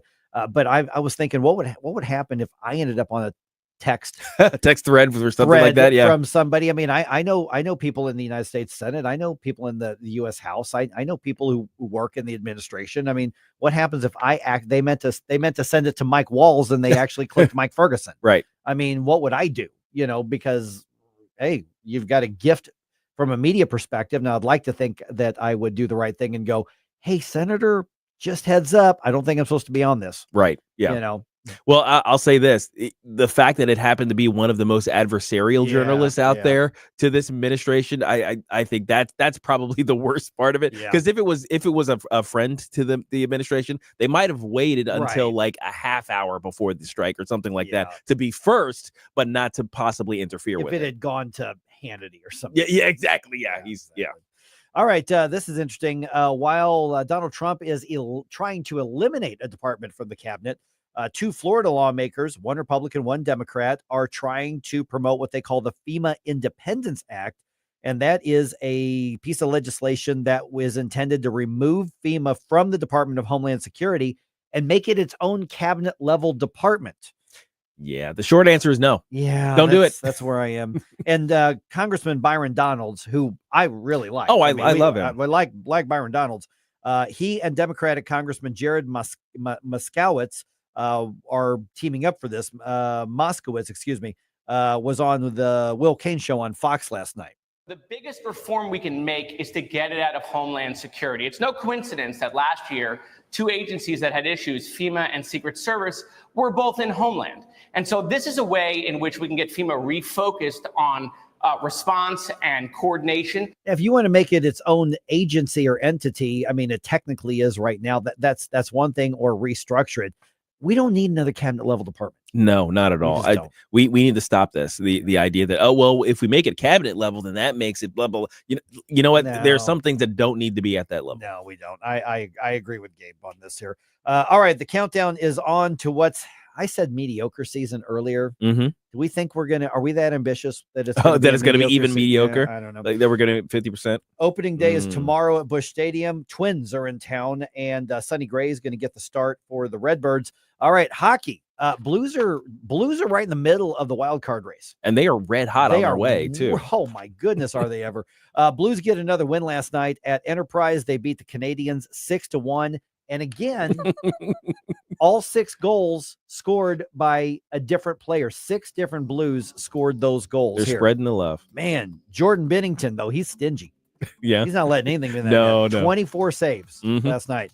Up next is a road trip to Nashville to take on the Predators. That game is on Thursday. And the Blues are just coming out of nowhere, and they don't have any massive big stars. They're just playing good hockey. It's really awesome.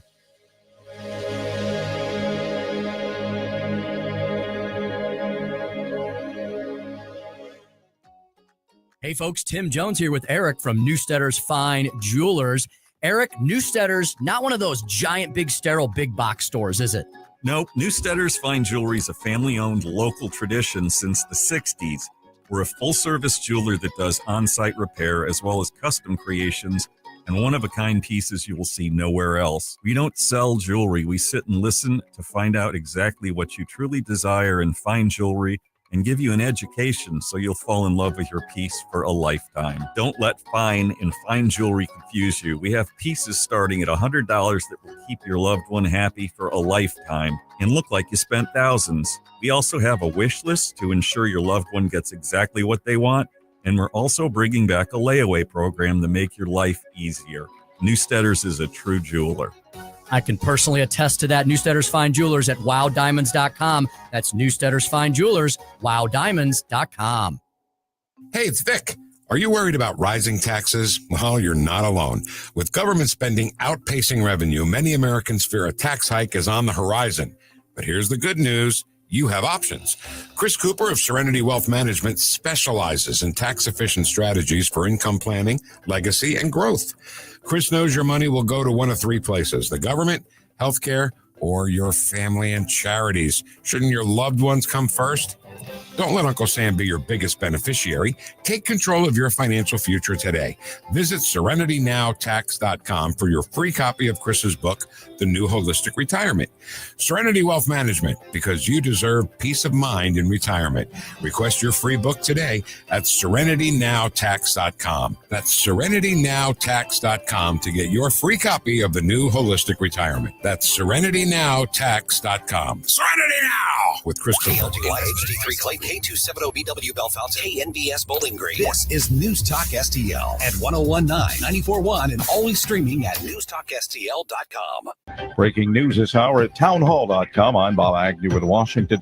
President Trump is downplaying the texting of attack plans to a group chat that included a journalist as what he calls the only glitch in 2 months of his administration at the Senate Intelligence Committee on Tuesday. I know exactly what I'm doing, exactly what we're directing, and I'm really proud of what we accomplished, the successful missions that night and going forward. Defense Secretary Pete Hegseth told the panel those war plans were not included in the information that was texted. Also at that hearing, one of the things that I was briefed on very early, Senator, was by the CIA records management folks about the use of Signal as a permissible work use. It is. That is a practice that preceded the current administration. The CIA Director John Ratcliffe and his assertion that the Signal messaging tool went further but was disputed by the ranking Democrat Mark Warner. My communications, to be clear, in a Signal message group were entirely permissible and lawful and did not include classified information. Well, we will make that determination. Constitutional lawyer Ilya Shapiro says the legality of President Trump's deportations of trained Nicaragua members is complicated by the instrument the administration used to justify the action. The issue here is that this Alien Enemies Act has not been used other than a few times during wartime, so it's all new, and it seems like the lawyers that are being sent into court don't always have full information, which is not something that the courts like. Shapiro spoke with the Salem Radio Network. The April 15th tax deadline now less than a month away. Experts suggest gathering of documents, things like your W-2s or 1099 forms, and researching relevant tax credits. If you're a first-timer, they say planning ahead and doing your research can really take off the pressure. If you do run out of time, you can always file for an extension all the way to a new October 15th deadline. More from Town Hall. Talk about Relief Factor and how so many enjoy a better, more pain-free life because of it. If you're dealing with everyday pain, it makes sense you'd want to try it first. Well, Relief Factor makes that pretty pain-free too with their 3-week quick start kit for only $19.95, less than $1 a day. Relief Factor is a daily supplement that fights pain naturally. Relief Factor doesn't just mask pain temporarily, it helps reduce or eliminate pain. Visit relieffactor.com or call 1-800-4RELIEF, 800-4RELIEF for Relief Factor. Are you having trouble hearing? Hearing loss can devastate the quality of your life. Now, there's an affordable fix for you or your loved one. Rated the best hearing aids of 2025 by Forbes Health, Audion Hearing has the highest quality hearing aids at the lowest prices, just $189. I actually like them better than my old $5,000 hearing aids. I could not believe how my hearing and life changed. Join over 1 million happy customers by going to audionhearing.com. That's AUDIEN hearing.com. From the Michaels Flooring Outlet Weather Center. I'm meteorologist Leah Hill with your first alert forecast. The humidity remains low today. The winds are light, and we're going to be enjoying temperatures in the mid-60s. A beautiful afternoon for the outdoors. I can't say the same about tomorrow. After temperatures fall into the 40s overnight, I am watching for some isolated showers and thunderstorms on Thursday. Yes, we could see a little bit of rain for the Cardinals home opener. That's your first alert forecast. I'm meteorologist Leah Hill. This hour of News Talk STL is brought to you by Rodney and Jen Wallner and the entire Wallner home selling team at Berkshire Hathaway. Call them today at 314-810-SOLD. 314-810-SOLD. At Elite Comfort Experts, they don't believe in gimmicks, just guarantees. And now they're teaming up with Amana Heating and Air Conditioning to bring you a 99-year compressor and heat exchange warranty and a 10-year parts and labor warranty on a high new efficiency HVAC system. This exclusive offer is available on qualifying systems installed before April 15th. Choose integrity and quality. Choose Elite Comfort Experts. Call Elite at 636-887-0971 or visit EliteComfortExperts.com. Mention the promo code NewsTalkSTL. Are you tired of hard chlorinated water drying your skin out, tasting bad, and ruining your fixtures? Jones Air and Water Treatment has a solution to this pollution. Our Hydratech H2O leaves you with great tasting, soft water at all fixtures in your home with one unit. Call Jones Air and Water at 636-899-1040 or visit us on the web at joneswater.com. You can be a filter or buy a filter. Jones Air and Water, 636-899-1040 or joneswater.com on the web. Call us now. Mike Ferguson. You play ball like a girl! Gabe Pfeiffer. Triple star Darius! Get up, in case you hear the alarm. Get up, St. Louis. So it's time to get out of bed. Pour yourself the greatest cup of Kofifi the world has ever seen. Rise up with one voice. Drain the swamp and take back our country. Today's the day we're going to do it, and it's time to do it right now, believe me. Mike Ferguson in the morning on News Talk STL. Get up, this is your cousin. All right, this is one of those where I might get myself in trouble with some of our own people on the right here. Oh, boy. On this one. 314-912-1019. Are you going to get me in trouble too? Maybe. Okay. I mean, this is one of those, you have a very good faith discussion. All right. About this here. Should conservatives stop trying to put a religious presence in public schools? Oh, yeah. wow. Okay. I'll get to that here in just a second here. It's 7:05 right now. Got Gabe here. Got Mike here. I'm Mike and got Jerome here. Sorry, let me get a cup of coffee. Yeah. Have a sip of your daily sip of white supremacy. That's right. Yes, precisely. By the way, for those who don't know, that coffee was listed among the things that are white supremacy, along with milk, working out, being on time. All those things are white supremacy. So that's why we joke. So it's referred to as the daily cup of white supremacy, which you're enjoying right now. There it is.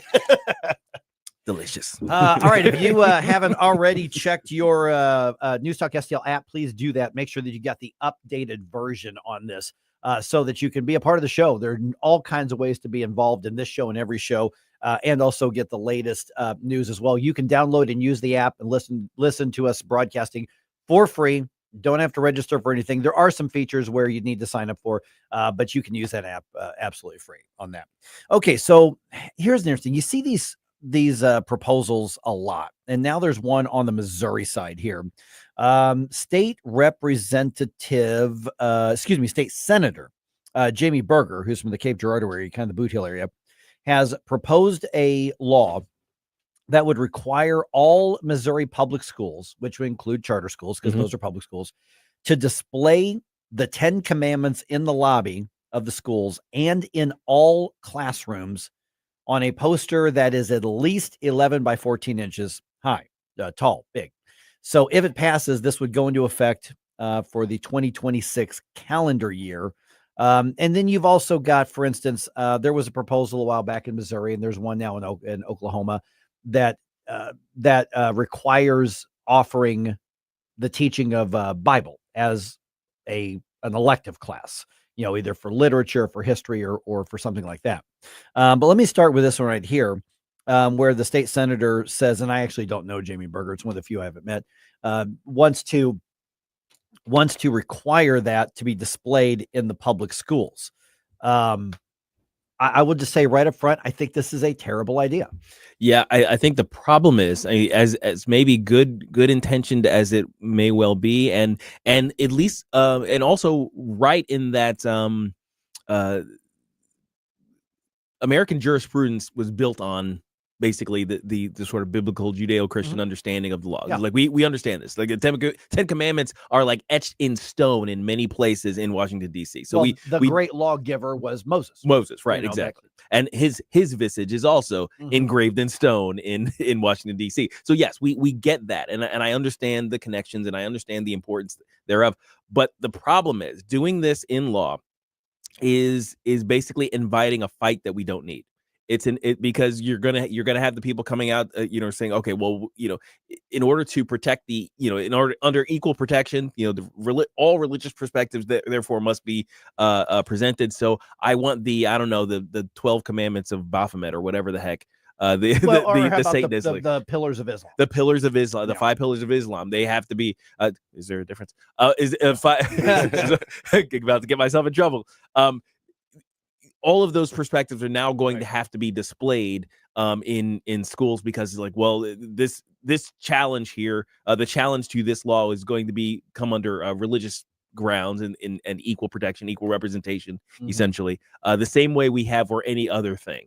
And the Satanists always come. That the reason I went straight to the Satanists is because they're always the first ones to challenge it, because they know that they're going to get a rise out. They're basically professional religious trolls. Yep. So that happens every single time. Now, what about if it was done in the way of maybe like a philosophy or like a civics class to go through and say, here are what different various religions like believe. A comparative religion, something like that, but with an emphasis on, like both the philosophy of it, but also morality, because I do think that having some sort of civics or ethics classes would be good, especially with the way that the youth are misguided these days. I think that if it's not done in the sense of you have to convert and believe this way, but more so like, here's a general introduction and here's something to get you thinking about your morality in life. I think that could be done a little bit more effectively. Would that work? Well, and here's the problem. And I've thought the same thing, but then I was like, wait a minute, who runs schools?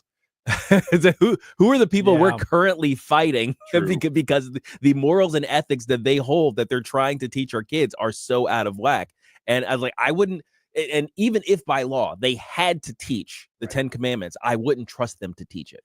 Yeah, see, then that's the problem I have with like the Bible classes in Oklahoma in public schools, because there's a lot of conservatives that love this superintendent of education for the state down there. He's unapologetic, he's Christian, and I'm thinking, you're trusting public school teachers, you're trusting the teachers union members, you're trusting the superintendents of the public schools to present the Bible to kids.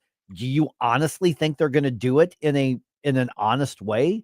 Or are they going to say, this is the thing you've got to avoid and go after it? A couple interesting thoughts on this from Rumble. 101 straight up says, I don't like it. Is the Quran next? Right. But Corporeal Being says our culture is only effective as a part of a Judeo-Christian worldview, and our country was based on these principles. That's true. Actually true. Yeah. Yeah. Knowledge of the 10 Commandments would help toward this end. Both are good points. Yes. I get it. It's absolutely right. But we do know that in this day and age, if in Missouri this law were to pass, and I would be shocked if it ends up making it all the way through. But there'll be a debate over it. And it opens up, obviously, look at you, right wing, whatever. They're trying to indoctrinate. They're trying to indoctrinate. Yeah. We wouldn't want indoctrination in public schools now, would we? Yeah, seriously. Right. But that's the thing is, if you put the Christian 10 Commandments, and I would think that Jewish students would be, and Jewish families would be fine with, with that, like a lot of Christian ones would as well. But because I am Christian, what I really don't want to do is to say, okay, well, now we've set the precedent that the schools, because they will be sued. I mean, it's like, 10 Commandments displayed in a bunch of places, and the 10 Commandments is not the deep philosophical religious indoctrination that a lot of people say that of course it is principles. Now they're very basic. You've got the don't kill people, don't go sleep with your neighbor's wife, don't take their cow, but don't lie. But then there's the don't have any other gods before me kind of thing. So it is a religious based philosophical instruction. Now they're good and applies to everybody. But when you've got an objectively biased left-wing institution, which are the public schools, I don't want them having any platform to deal with faith and religion, because they are going to do it in a left-wing way. They will find a way to do that.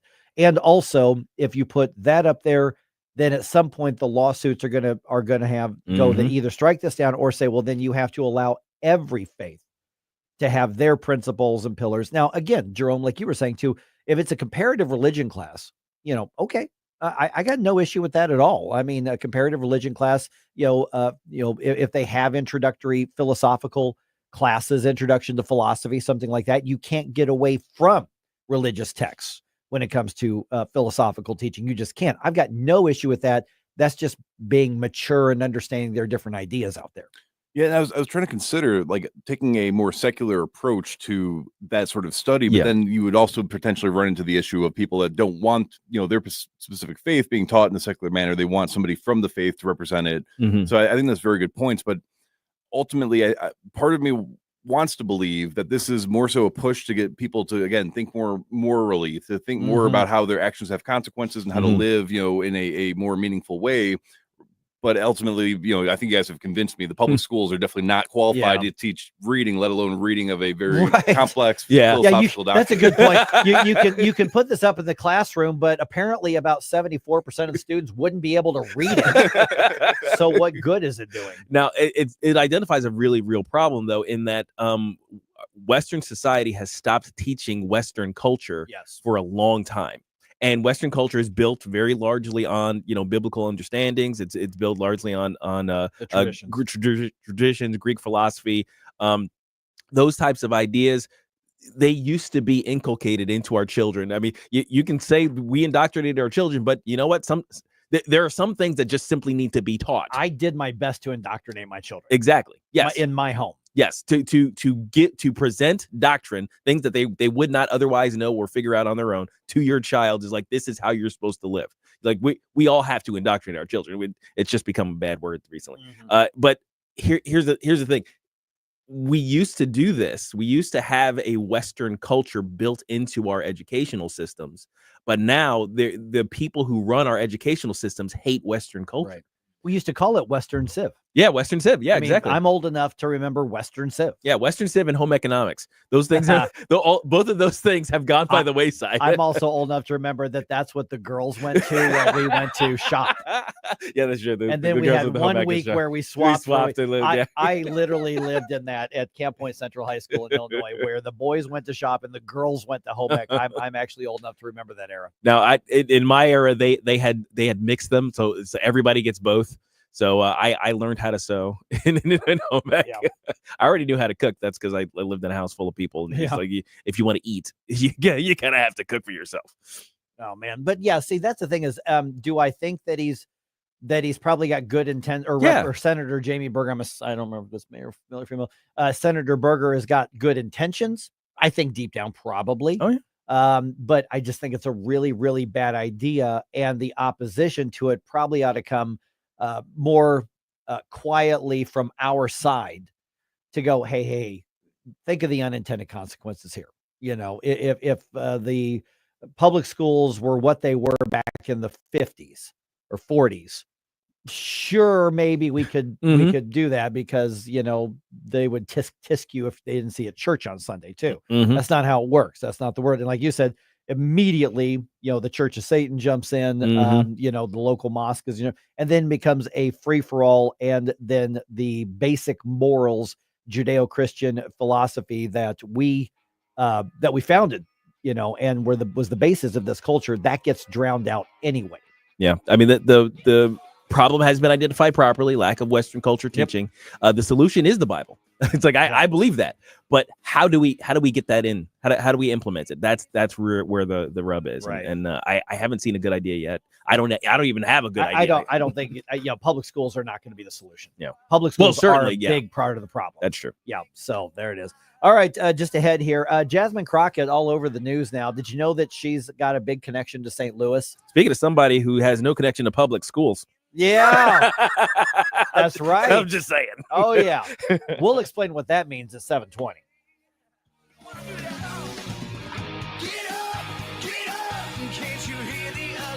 Mike Ferguson, Gabe Pfeiffer, Mike Ferguson in the morning. This is News Talk STL. The Allman Report. Hey, Wednesday on the Allman Report. So Tesla is now the devil car among Democrats, huh? It's the Allman Report on News Talk STL. Jamie Allman, weeknights at 8 on News Talk STL. Jamie Allman here for O'Fallon Family Floors. Experience the passion. Oh, yeah. You can go in and see the best variety, the best pricing, the best quality, the best personalized service right there off of Highway K in O'Fallon, or you can have the store come to you. Oh, yeah. Brian and his team take great pride in running a fantastic flooring outlet, and you can get their 5-star ratings right there on Google. Just check it out. It's O'Fallon Family Floors, O'FallonFamilyFloors.com.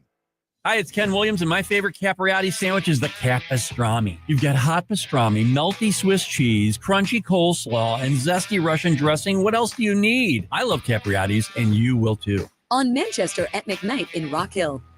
Are you sitting on hidden treasure? Manchester Coin and Jewelry wants to turn your valuables into cash. We're Missouri's premier gold buyers and jewelry specialists with years of expertise. We offer top dollar for your coins, antiques, precious metals, and collectibles. From gold and silver to clocks and jewelry, we buy it all. Don't let your treasures collect dust. Let Manchester Coin and Jewelry give you the best value.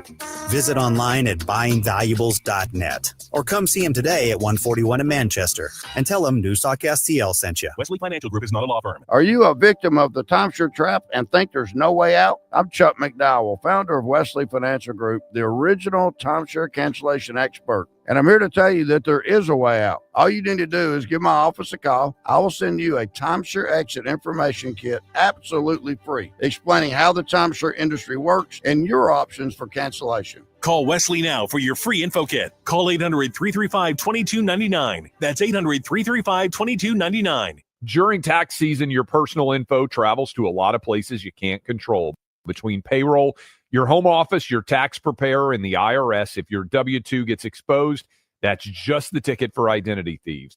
That's why LifeLock monitors hundreds of millions of data points every second. If your identity's stolen, they'll fix it guaranteed or your money back. Don't let identity thieves take you for a ride. Save up to 40% your first year with promo code CLAY. Visit LifeLock.com. Terms apply. If you have a phone, you have a radio. Download the all-new News Talk STL app. Love the all-new app. And listen anytime, anywhere.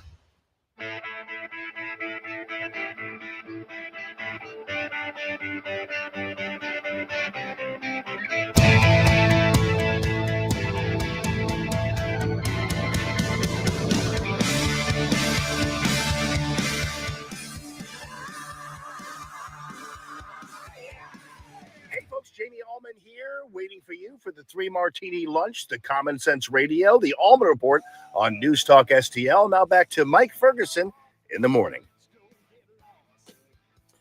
All right, she's the current darling of the left. Mm-hmm. And get this, guys. Yeah. It turns out she's from St. Louis. That's wild. She represents Texas in Congress, but yeah. Jasmine Crockett's actually from St. Louis.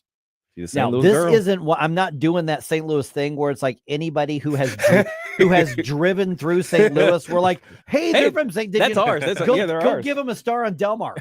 You know, because we do that. Oh, we do. Yeah, they live in St. Louis for 3 months. They count That's as a right. St. Louis, and because they're famous. Yeah, in Chicago we have that too. People will live in the surbs and be like, "I'm from Chicago." So no, you're from Naperville. That's It's one of right. the safest cities in the entire United States. It's Don't not play that. the same. My brother lived in Naperville for years, and so when he moved up there, I'm like, "So what's life like in Chicago?" He's like, "I'm in Naperville." He goes, I can't claim. My mom's from Chicago. Now she was from Hammond. But that's close enough. Hammond is gritty enough. But yeah, my brother was like, "You've seen there." And then finally, I drove. Actually, I'd been to Naperville like a million years ago, and then I drove up to visit them. I'm like, "Oh, this is pretty nice there. This ain't the South Side. You're not dodging bullets in Naperville. No, you're dodging cholesterol on the big thick pizzas. There. Yeah. All right. By the way, our social media. Don't forget, we are streaming on all the platforms. And Jerome's going to be doing some, special stuff with video. It's kind of fun watching you start to build that. So this is going to be a lot of fun to watch that on Rumble or Facebook or X or any of the others there as well. And don't forget to hit the like and the thumbs up stuff, because that really helps get this in front of more people. Every time I mention that, somebody's like, "Is this the clap for me time?" Yes, it is. Please clap. Yeah, we're asking you, please clap. Please do that. Okay, so Congresswoman Jasmine Crockett. I mentioned this earlier, and I think it's so true. If she were not a congressperson, she would be like a third-rate TV villain, I mean, it's like, the attractive woman who's mean and insults people. Yes. Basically. Yes.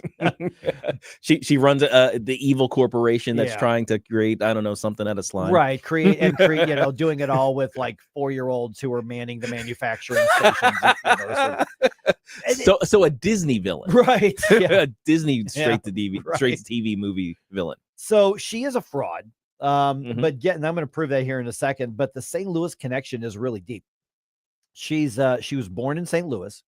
Her father was a pastor here as well. So she's a preacher's kid. But here's where she's in the news again. She was speaking this week at the Human Rights Campaign.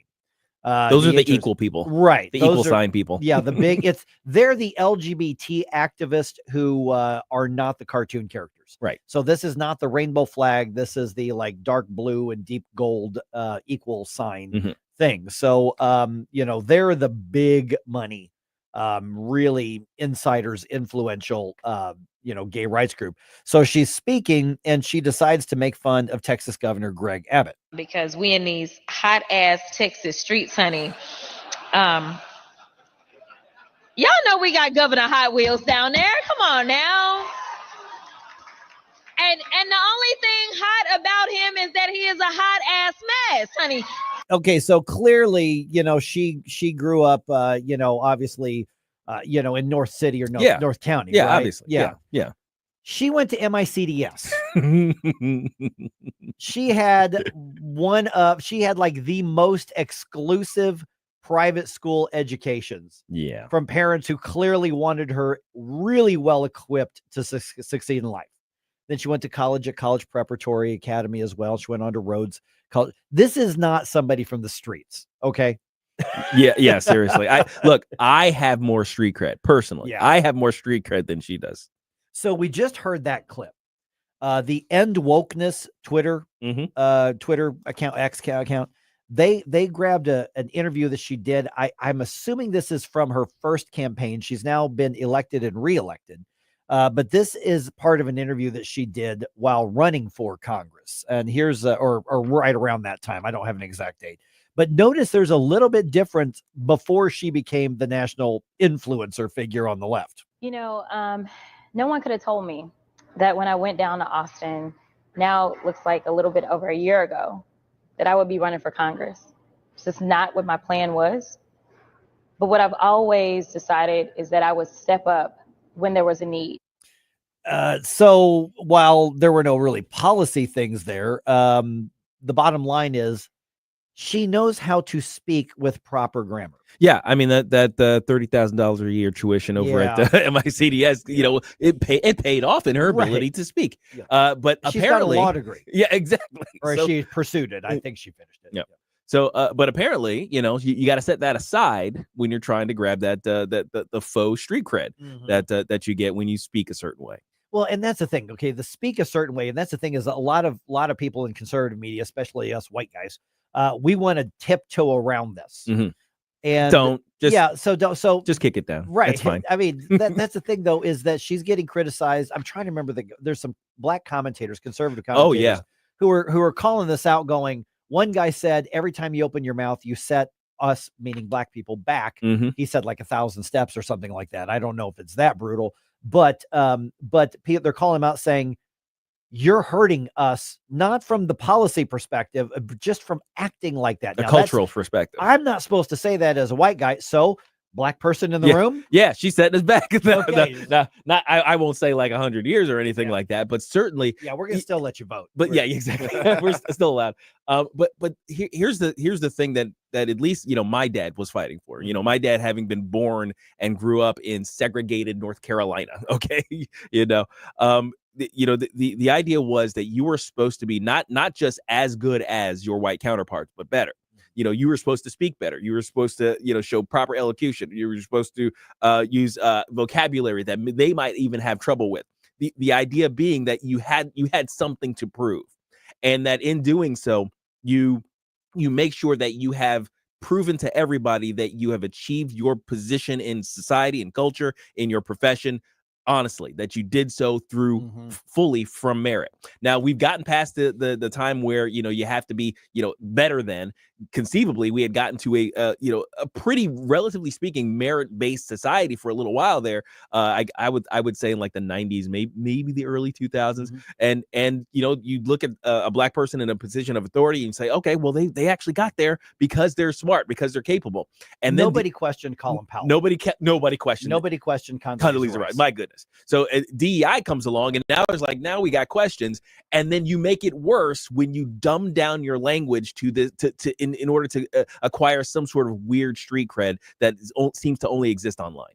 Well, and if you look at a lot of the forerunners, you have like Martin Luther King Jr., Malcolm X, Thomas Sowell, and somebody I personally respect, Daryl Davis from Chicago, fantastic individual, but they speak very eloquently, very high intelligence, and at some point there's a shift between that speaking. So is it a case of it's just trendy and hip now, or is that just how dumb they think their followers are, that they need to speak like that to relate to them? Yeah, and this isn't, we're just denigrating the word we used to use was ebonics. Right. This isn't denigrating that, or if a kid comes from the streets and this is how that's life. Yeah, that's reality. That happens. We get it. Her being a fake about it. Yes, that's the issue. Yes, absolutely. I know there are a number of people who come by it honestly. Yeah. It's just it's how they grew up, how they spoke to all of their peers. So it is how it is. It is and some of them have actually made it big. They get certain places because they're so capable in everything other than their elocution. Right. So, but it's fine. That's fine. But the idea of claiming cred by aping it, basically by just trying to copy it, it's wild to me. I don't understand it. Yeah. All right. Just ahead here in Illinois, speaking of education, they're not doing much of that in Illinois. Educating people. But we do have follow-ups to what happened in Deerfield, which is emblematic of where the left is regarding the whole gender insanity that they're holding on to as well. And there's the massive attack on homeschooling as well. We're going to get the update from the Illinois Freedom Caucus right around 7:34 right here on 101.9 94.1 News Talk STL. Of course, Larry Connor's commentary coming your way right now too. Yep, like Humpty Dumpty, Democrats have fallen. Who can put them back together? Larry Connors will let us know in just a moment.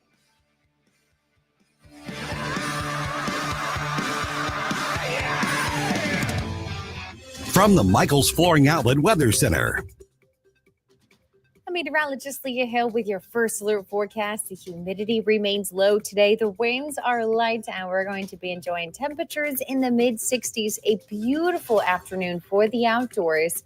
I can't say the same about tomorrow. After temperatures fall into the 40s overnight, I am watching for some isolated showers and thunderstorms on Thursday. Yes, we could see a little bit of rain for the Cardinals home opener. That's your first alert forecast. I'm meteorologist Leah Hill. Hey, if you're 50 or older, you do not want to take any risk with your money. In fact, you want Leslie Consulting. My friend Bob Leslie can show you a gain and retain plan. Means that you never lose. Plus, you get up to a 20% bonus on day one. Leslie Consulting, a leader in brokerage and risk management. 314-721-0066. LeslieConsulting.com. Larry Connor's Commentary, brought to you by Vincent's Jewelers, offering a wide selection of jewelry, including lab-grown diamonds, affordable earrings, bracelets, necklaces, and rings, up to 75% off their natural counterparts. Visit VincentsJewelers.com. This is Larry Connor's Commentary on News Talk STL. If I were asked to give advice to Democrats on what they need to do, I would say, you just keep doing what you're doing. They are their worst enemy. On NPR, an Ohio Democratic Congresswoman stated, we need to shape up and put together a plan for progress, adding, many heard Trump say, make America great again. That's what they want. We need to be laser focused on how we help Americans. Bill Maher has stated, it's already over for the Democrat Party. So many are fleeing blue states that they are going to continue losing congressional seats. Here's the way he lays it out. California projected to lose 3 seats, New York 2 seats, Minnesota, Oregon, Rhode Island, and Illinois, all losing 1 seat. Now, gaining congressional seats, you could guess this, Texas, Florida, Idaho, and Utah. That's why Bill Maher says it looks like game over.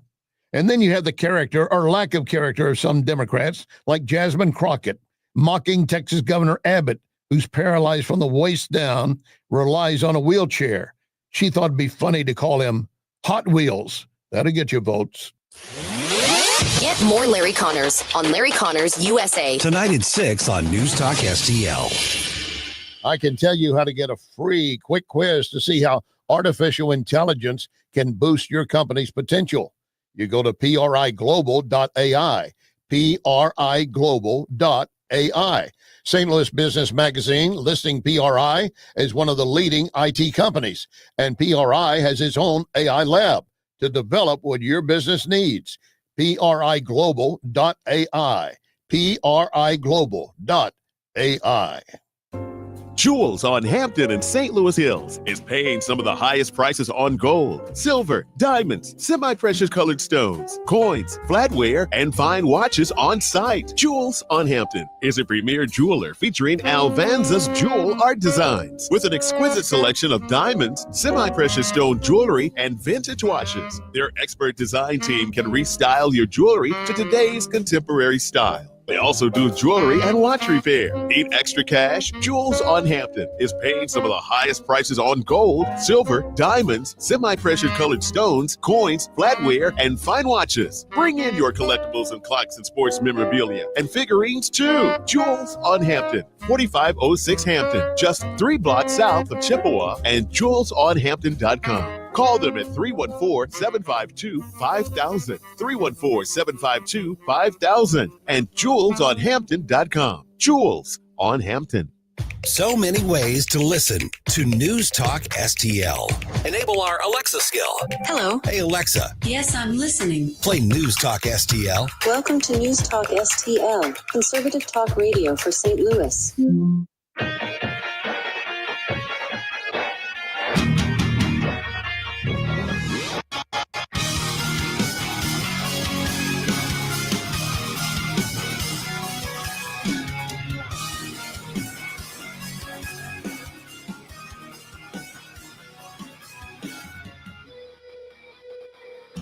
We give you news, analysis, opinion, and more. Only on News Talk STL. All right, we've covered a lot of ground as far as education, what on the Missouri side of the listening area, what should be added or not added to the classrooms and things like that. We've also talked about Jasmine Crockett, unfortunately, having a big St. Louis connection. Somebody's going to put a star with her name on Delmar Loop at some point. Oh gosh, now you know that's going to happen. But also when you get down to the core of what education is or is not or should not be, look at what's happening in Illinois and the left's desire to basically exploit that as social engineering is just laid naked right now by a couple of different things. It is 7:37 right now. I'm Mike Ferguson. Got Gabe Pfeiffer here. We've got producer Jerome here as well. We're joined by Illinois State Representative Adam Niemerg. Adam, appreciate you being on the program here. Let me start with let's get an update on what's happening with this anti-homeschooling legislation. We've had the folks from Awake Illinois on the program here, but the bill essentially would require anybody who wants to get their kids out of public school. I mean, at some point there's a worry that even sending your kid to a private school, like what I went to when I was a little kid in Decatur at East Park Baptist Academy, but this is a reach for government to control homeschoolers. Massive protest against this, but the left just absolutely is not listening. Where does that stand right now? And give me an update on your perspective on what this bill would do if and when it gets to the governor's desk and he signs it. Yeah, absolutely. Thank you for having me on this morning. I really appreciate your time. Good morning, St. Louis and Metro East, and let's get right into it. So this homeschooling bill, I sit on the Education Committee, which I'm about to go to here at 8 o'clock here this morning to see what kind of crazy mandates and DEI they want to push down in our public education system yet again this week. The homeschooling bill, we had 50,000 witness slips signed in opposition.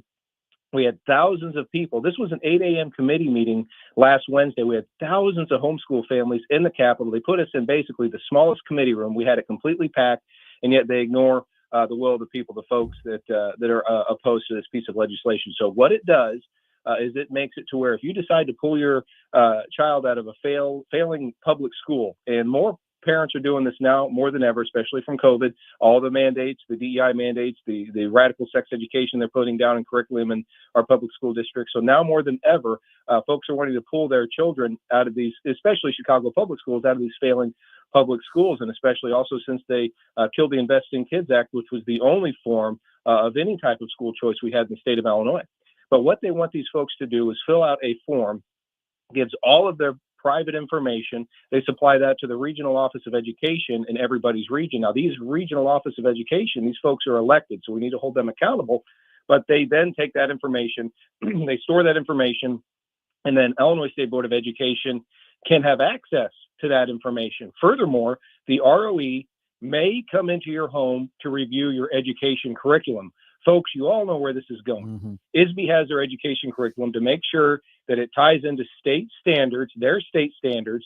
ROEs can go into your homes, review your education portfolio, tell you whether or not you're teaching the proper way or not teaching the proper way, and then fine you or push the state mandated requirements down into your homes.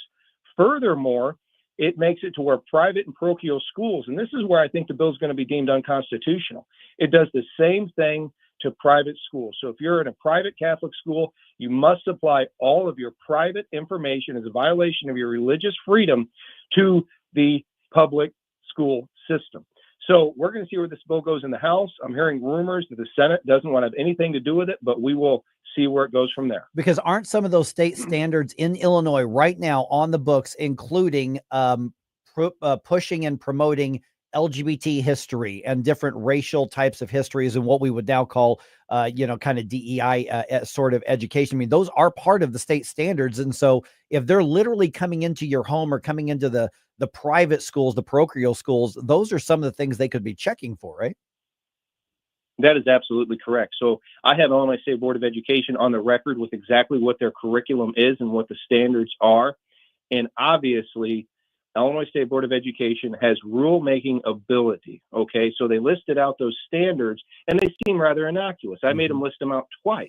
But within those standards, what you were alluding to, I have a bachelor's degree in history from Eastern Illinois University, and I am scared to death of revisionist historians, revisionist people coming in, telling their own, putting their own spin on what has happened. Furthermore, we have folks from the Chicago Public Schools here that were former teachers coming in to the Illinois General Assembly that have been pushing these mandates. I said in education, and folks, it's mandate after mandate. Last year, it was climate change curriculum. And this year, it's Arab American studies. And we all know where this is going. We all know what's happening. And they keep pushing these mandates after mandates after mandates on these DEI programs to come in the public education system. And it's really quite ironic because the state superintendent of schools recently said, we are going to double down on the DEI programs. We're ignoring Trump's executive order, but we are tied to federal funding. So whenever the Democrats sit here in Springfield and complain about Donald Trump, yet especially, I know we're kind of going on a tangent here, especially on the illegal immigration issue, on the public education, illegal immigration, they're doubling down on the sanctuary city, sanctuary state status. They're doubling down on the DEI programs in our public education system. And then they're crying that Trump might withhold federal funding. It's completely ironic what's happening here in Springfield. See, I was hoping that when I asked that question, your answer was going to be, oh, no, Mike, it's nothing like that. But no, it was exactly like that. Exactly That's like what that. It's a scary, very scary path that we're going down here. And when I started I was sworn in January of 21. I come from a very small community outside of Effingham, Illinois, Teutopolis, Illinois. Great people. The wooden very shoes. close-knit. Yes, thank you. And I didn't have these things growing up. And still right now we have a little bit of local control, but what I've seen is that is eroding so quickly for our local school board members, for our local superintendents, for good people that are born and raised in small towns that want to help our kids and educate our kids rather than indoctrinate our kids. What I have seen in Springfield, folks, you need to do your research on this. It scares me to death. Adam Gay Pfeiffer here. It seems as though homeschooling is pretty much the last bastion of actual education, particularly in Illinois and other states where, as you're noting, the government seems antagonistic towards those things and is pushing a whole bunch of craziness into their public schools. So how do you continue to protect them in the face of all of this, all the danger here? Well, it's up to everybody listening. It's the public pressure. And I think it's incumbent upon myself as a Freedom Caucus member, as a true conservative, as a MAGA Republican, to really push back and be very loud and bold on these issues. And that's something I continue to do, whether it's, I had the special interest groups, the Illinois Education Association, the teachers unions, they actually kicked me off the ballot last go around. They threw a lot of attorney fees at me. They found a clerical error, kicked me off the ballot, and dumped in over $600,000 to get rid of me because I am talking about these issues, and they don't want anybody talking about these issues. And I won 88% of the vote when it came to my write-in candidacy. So by pushing back, by being bold, by being courageous, but that's up to everybody listening. And I will educate everybody continually on what's happening, but hold your local folks accountable. Moreover, let them know what's coming. If you see something coming down from Springfield, talk to your school board members. Chances are they're your friends, they're your family members. You probably work with them in your community. Say, hey, listen, here's another mandate coming down. What do you guys plan to do? In your regional office of education, this is an elected position, okay? They have the ultimate control over checking curriculum in the public education system, especially, in the rural parts of our state where we still have some bastions of freedom that we're trying to hold on to. Have conversations with them. Remember, they're elected. So they're the ones that are checking on your superintendents. They're the ones checking on your school board members on education curriculum. But talk to your school board members. Ask them what's going on. Moreover, folks, have conversations with your kids. Talk to them about what's going on in the schools. Ask them about what they're learning. Ask them about what their teachers are telling them, and make sure you know what's going on. Yeah, we're visiting with State Representative Adam Niemerg. Adam, I've just got a minute or so left. By the way, Teutopolis, you still are the wooden shoes, right? Oh, absolutely. Yeah, we that's still what are. Proud of it, yes. I was a Camp Point Central Panther from the other side of the state. Just so you know. Okay. Yeah, there you go. But also the situation in Deerfield has turned into national news. But it became even more so after at least one of the Democrats in the assembly spoke up and called the girls liars when they said they forced us to change in front of a boy in this locker room because they said we were the ones who were wrong by saying that's a boy, when it's clearly a boy. But this also shows that the left in Illinois is just doubling down and tripling down on one of the things voters clearly rejected and have had enough with over the last election cycle. What does this say about not even just the Democratic Party, but really the left? And that would include the public education establishment in Illinois, that they are doubling down on something so atrocious as these accusations of girls being forced in a public school setting, as in, they weren't allowed out. They were told you must undress in front of this boy. It's a situation where the Democrats are just detached from reality. If you're a moderate Democrat, if you're thinking an old blue dog Democrat, come over to the Republican Party, because your party has left you on so many issues, especially on this one. This is a 90-10 issue. Nobody wants. I have a little girl who's in first grade. I don't want her having to change in front of a biological male in the locker room. And these girls stood firm. And we had the family down to Springfield last Thursday. We did a press conference, but moreover, the state representative of that particular area, I spoke on the floor about this issue, and the state representative for Deerfield got up and chastised me, said that I don't deserve my salary, I should be embarrassed for being here, and really chastised me. And then at the end, he said, and it's a lie, which he said the quiet part out loud, really what they believe. They believe in this radical indoctrination. They believe that girls should have to change in front of biological males. They believe that biological males should compete in women's sports. And it's absolutely ridiculous. They've lost control with reality. But the parents were here on last Thursday. And as they were driving down, I was talking to them, they received a call from Linda McMahon of the Department of Education, and they're investigating this as a Title IX violation of the Trump administration. So the Democrats have lost all touch with reality. And I want to just say that the family that came down last Thursday and the child that was put in this awful situation have shown tremendous courage. She's actually unemployed now. She works in the Deerfield area, and all of the crazies called her place of employment, and she's actually had to take leave because of this. So it has taken a tremendous amount of courage. And folks, just ask yourself, the Democrats have gone so far on this issue. Just ask yourself, should a young girl, and young girls, my wife and I were talking about this the other day. She said, it's hard enough being a 13-year-old girl and having to change in front of other girls, but to have to change in front of a biological male and moreover be forced to do so, where have we gone in this country? Yeah, absolutely. All right. State Representative Adam Niemerk, thanks so much. Really appreciate the update. We'll talk to you again soon. Thank you for having me on. Oh, man. Yeah. I did not know that basically the mom got canceled. So crazy. It doesn't shock me. That's the day and the age we live in, and that's how hateful the hard left has gotten. But I did not know that. That conversation, by the way, is going to be posted on our podcast. You want to send that to your friends and put that up on your social media. People need to hear that, especially those of you on the Illinois side of the News Talk STL listening area. We're going to have that up. Be sure to get that on the app or on newstalkstl.com. Share that conversation far and wide, everybody. Just another day in the world where you live. I need a hero to save me now. I need a hero. Cardinal Nation, it's time to paint the town red. Opening day of Cardinal baseball at Busch Stadium. And there's nothing else like it. It's a St. Louis tradition. Two things define St. Louis: Cardinal baseball and News Talk STL. Play ball! Opening day of Cardinal baseball at Busch Stadium is March 27th. Backed by our hometown favorites, DiGregorio Food, Best Buy Flooring, Pie in the Sky, and Abduction Dispensary. Cardinal baseball!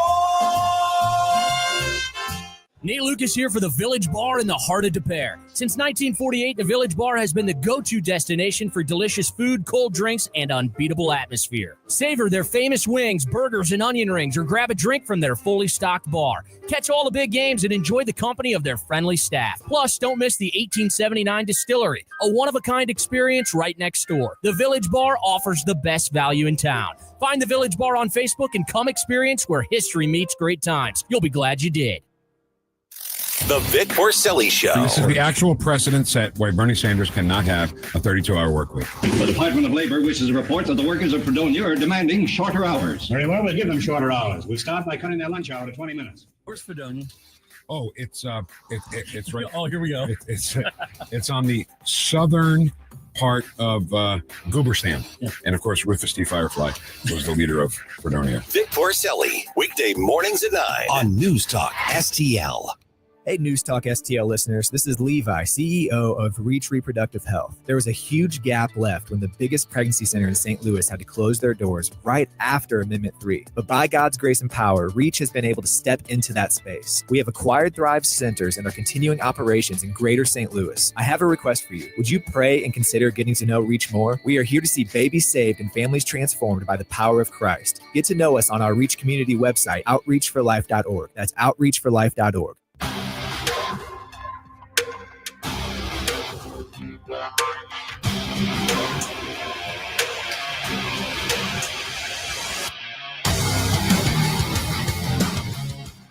Hi, this is Aaron Dorr. Check out my show, Shall Not Be Infringed, Sunday nights at 9. But now it's more of Mike Ferguson in the morning on News Talk STL. We're going to be talking with Aaron Dorr tomorrow, actually. Looks like the Missouri legislature is overwhelmingly passing that expansion or the reintroduction, recodification of the Second Amendment Preservation Act. All right. So that's happening, and also expanding possibly the stand your ground law as well. So there's a lot of gun news happening on the Missouri side. Hoorah. That's right. All right. 7:52 right now. You know what happened this past week is that it officially is now spring. Oh yeah, that's right. All right. So when spring comes around, what are the different things that you're like, oh, it's spring, I need to plant flowers. There you go. My wife always plants flowers, so I got to go and pick up 1,000 of them. Get your landscaping. Yeah, Get some landscaping. Yeah, Rachel does the same thing on that. Clean the mess I didn't clean last spring. Yep, that's it. Okay, that's it. Spring cleaning. Is that a thing with you all? It is. It has for the last several years been definitely a thing that happens, and it's usually Rachel. Basically, we load up bag after bag after bag of stuff to go to Goodwill. But she'll get kind of a wild hair, and that's what we'll do. I try to keep my areas really clean to start with, so I never really have that. That's kind of a rolling thing. But for a lot of people, spring cleaning, and there are right ways to do this, and there are wrong ways to do this. But like, especially for like the moms who run the households and stuff, have you ever wondered kind of what goes, just as guys, have you ever wondered what goes through their heads when they're thinking about, oh, people are talking about spring cleaning? Yeah, I do wonder. We have the technology now to read one of their thoughts. Oh, okay. Here's actually what goes through their heads. And now a woman thinking about spring cleaning. If one more idiot says spring means spring cleaning, I'll slap them with my Swiffer. It's finally warm outside and I'm supposed to stay inside to dust? Besides, the kids are home for spring break. I clean up the Legos and they dump them right back on the floor. Why can't they spend all day on their phones like normal kids? So yeah, I'll take a pass on cleaning this spring. Sorry, soap scum remover that gives me that slightly awesome contact high. I won't need you till summer. Oh, but wait, the kids are home even longer then. Fine, I won't clean at all and never invite anyone over. Problem solved. And that was a woman thinking about spring cleaning. That's kind of right. Agree. I think so. Agree. Yes. Okay, but on Reddit, somebody asked to name the top things that make your place seem gross to guests. So what are the areas you need to look at? Oh, wow. Okay. That's important. Let me just start with number 7 here, because then I've actually got some other tips for you that you definitely don't want to miss, because it's coming from Mike Ferguson in the mornings. So you know I'm totally serious about this. Absolutely. Right. Solid advice. Number 7, and I'm surprised this was so low, the smell. Oh, gosh, yeah. The smell. Look, if it smells like a litter box, yeah, I'm out. Yes. I mean, I have been in homes like that. Yes.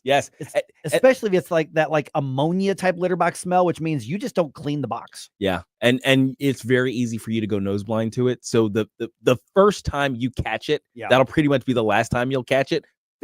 Fix it then. Yeah. See, and since like I've still got a little bit of the COVID nose, so that's like for some reason one of the smells I don't pick up.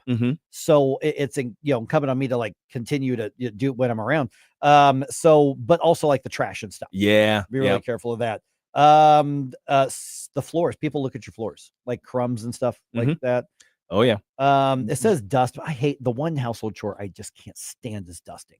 It's terrible. I hate it because it just gets everywhere in the air and all that other stuff. And then of course something I call the Jurassic dust bunny is like the giant balls of weird hair and dust and everything that's underneath your couches or something especially if you got hardwood and things like that. Yeah, it's gross. People judge you if you got a bunch of dirty dishes. Oh yeah, clearly. Yeah, they do that. The kitchen's got to be pristine. Here's another one. Doorknobs and light switches. We sometimes forget those, but those things can be nasty. Oh yeah, because you're touching them Because everything, and whether you're coming in from working in the garden or whatever, yeah, they're doing that. And then the number one thing people are going to look at and judge it, bathroom. Oh yes, clearly. Yeah, see, I actually don't mind scrubbing down the bathroom. I don't even mind scrubbing the toilet. Really? That doesn't bother me. But I can't stand dusting at all. So dusting is worse than toilet cleaning. I would rather wipe down and scrub the toilet. I don't know why. Just That's something about dusting. I mean, I'll do it. I just don't really like it. So if you want some official Mike Ferguson in the morning cleaning tips, yes.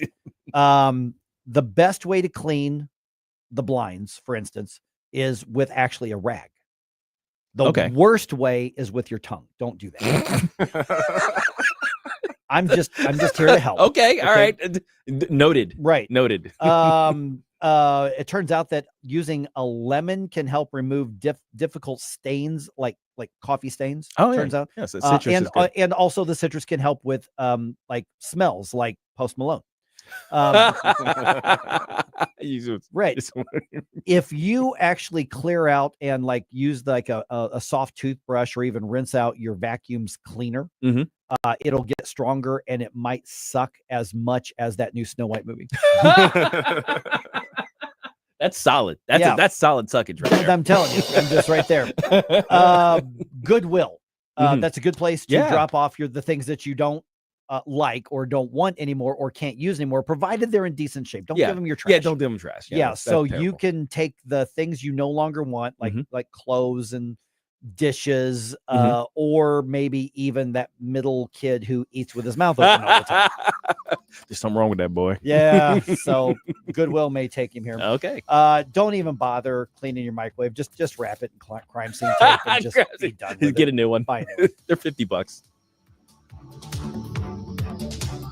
Hey, Tim Jones here. For 50 years, St. Louis homeowners have trusted one name with their outdoor dreams, Hydro Dynamics. From custom irrigation systems to stunning outdoor lighting, from expert drainage solutions to beautiful hardscapes, they transform ordinary yards into extraordinary dreamscapes. With certified experts that work with you to bring your vision to life, delivering unparalleled service every step of the way. Ready to make your dreamscape a reality? Visit hydrodynamicscore.com. That's hydrodynamicscore.com. Cardinal Nation, it's time to paint the town red. Opening day of Cardinal baseball at Busch Stadium. And there's nothing else like it.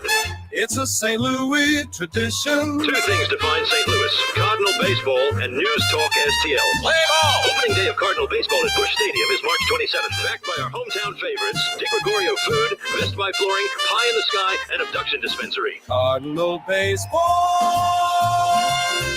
Life's legal challenges deserve experienced representation. For over 15 years, Cole Combs, attorney at law, has been serving St. Charles and surrounding counties with comprehensive legal expertise. From tax preparation and estate planning to family law and criminal defense, Cole delivers personalized solutions for your unique situation. You have traffic tickets, need a business formation, real estate matters, one call will handle it all. Cole O. Combs, attorney at law. Call 636-949-0010, extension 3 today, or visit colecombs-law.com.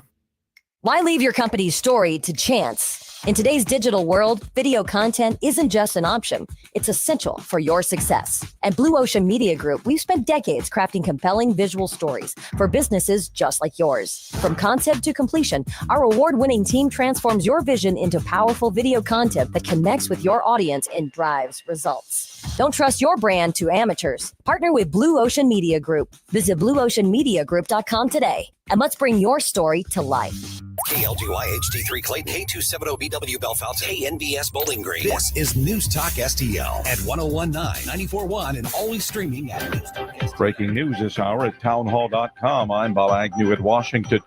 National Security Advisor Mike Waltz is taking full responsibility for the inclusion of a magazine journalist in an official social media group during discussions of plans and Houthi rebels.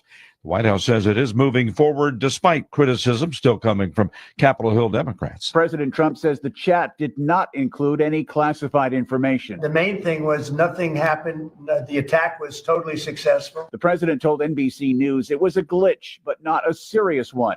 On the group chat was the editor-in-chief of The Atlantic, Jeffrey Goldberg. I take responsibility. I built the group. On Fox News Channel, National Security Advisor Mike Waltz said it's embarrassing, but as the president mentioned, the attack on Houthi rebels in Yemen was a success. Ed Donahue, Washington. Walt says he did, in fact, create the group chat on the platform Signal, where details about the U.S. military action are there, and the editor-in-chief for The Atlantic, Jeffrey Goldberg. Russia and Ukraine have agreed to a maritime ceasefire in the Black Sea. Here's correspondent James Landon. The United States and Russia and Ukraine, depending on which document you've got, have agreed to ensure safe navigation, eliminate the use of and prevent the use of commercial vessels for military purposes in the Black Sea. And the deal comes after President Trump spoke with leaders from both sides. Separately, Russia has convicted 23 captured Ukrainians on terrorism charges stemming from the fighting in Ukraine in a trial that Kiev is dismissing. The defendants include 14 current or former fighters of the elite Azov Brigade, which Russia has named a terrorist group, and 9 women and 1 man who worked as cooks or support personnel. All have been charged with staging a violent coup d'etat and organizing the activities of a terrorist organization. I'm Charles. More of these stories at townhall.com.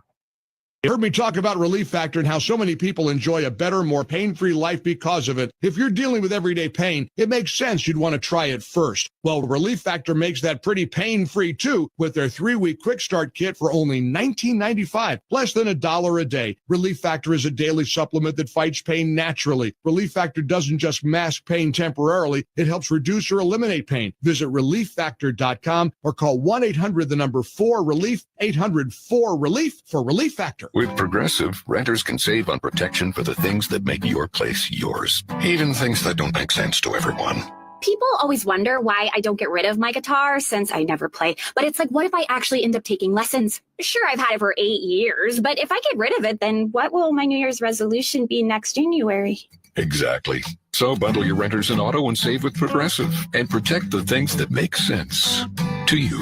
Progressive Casualty Insurance Company and affiliates and other insurers not available in all states or situations covered subject to policy terms and conditions. From the Michaels Flooring Outlet Weather Center. I'm meteorologist Leah Hill with your first alert forecast. The humidity remains low today. The winds are light, and we're going to be enjoying temperatures in the mid-60s. A beautiful afternoon for the outdoors.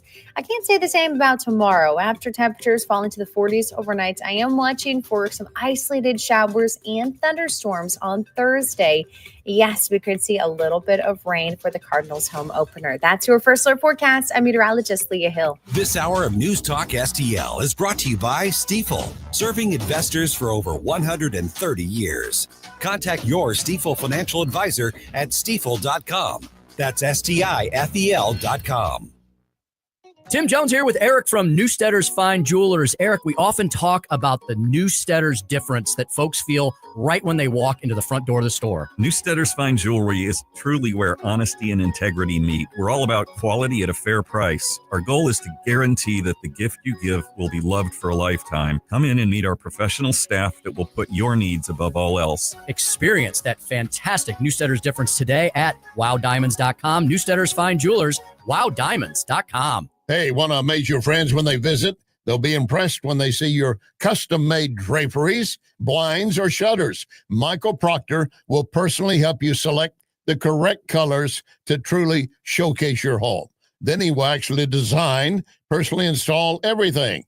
No overhead markup. That's going to save you money on draperies, blinds, or shutters. Call for an appointment at your home. Spell Proctor like doctor. Mike Ferguson. It's a miracle we're not in prison. Gabe Pfeiffer. Are you kidding me? Get up! Get up! In case you hear the alarm. Get up, St. Louis. Yeah, it's kind of a thing. Mike Ferguson in the morning on News Talk STL. Get up! Get up! This is your cousin. I just sort of look back at the Rumble chat box. What is why I look away for a couple minutes and then I walk back and there's a comment that said, I had a cousin who ate a ladybug that was in some sunflower seeds. Apparently they taste pretty. How did we get there? I know there's a conversation history that got there. I don't know how that happened though. Leave you guys for 2 minutes. I know. talking about eating bugs. We are having. I will not eat the bugs. I will. Did you? But you. Everybody knows that one kid that we grew up with who did it on a dare. Oh, the kid that you could dare to do anything. Yes. So long as you had cash, he's gonna be the entertainment. Yeah. That's like there was a kid I was in grade school with, Chris, not my brother Chris, but different Chris. At summer camp one year, we dared him to eat a daddy long legs, and he did it. Oh wow. Yeah. Oh wow. Yeah. That's gross. I know. So gross. He did it. All right. I wonder what it tastes like. Live on air. Let's get some daddy Oh long legs. no. Because we're guys. At some point, somebody's like, "I'll do it." Somebody will. By the way, Stephen Moore, who was Donald Trump's economic advisor throughout the first campaign and first term, he's going to be with us at 8:20. And get this, at 8:35, you may have heard the news. Mary Elizabeth Coleman, State Senator Mary Elizabeth Coleman, announcing this week she is not running for re-election. Of course, she's had a lot of controversy going back over the last year or so. She is going to be featured on Scott Faughn's show, This Week in Missouri Politics, on the daily version. He's interviewing her, or he interviewed her yesterday, or he's interviewing today. But Scott's going to be with us at 8:35 and kind of bring us up to date on what's going on that, because Scott, basically lives at the state capitol during the legislative session. All right, here's some things going on here. Injured police officer is going home maybe as early as a couple hours from right now. And then should we add a new cabinet level department to the federal government? That's actually being proposed. It is 8:07. Let's go ahead and dump some news on you here. Successful dump. Wake up, America. It all worked out. They got all the news. The morning news dump. All right, St. Louis City police officer Nathan Spees is going to be released from the hospital this morning. I love starting the newscast off with a bit of positive news here. We need now, that's expected at the earliest around 10 o'clock. It could be closer to 11 o'clock, but anytime after 10 o'clock today, he's going to be released from Barnes Jewish Hospital. He's had multiple surgeries, at least 3 that I know of. Wow. And of course, he's been through a partial leg amputation after being run over by a car while he was arresting a criminal suspect. And this was that case where there was a carjacking on the Illinois side. The police chase started, went over into the Missouri side, into the city. A stolen car was then involved, and he was chasing down one of the suspects and then was hit by another vehicle, which that person's been accused now of tampering with evidence. So I don't know if that was an accident or whether that was part of the whole thing.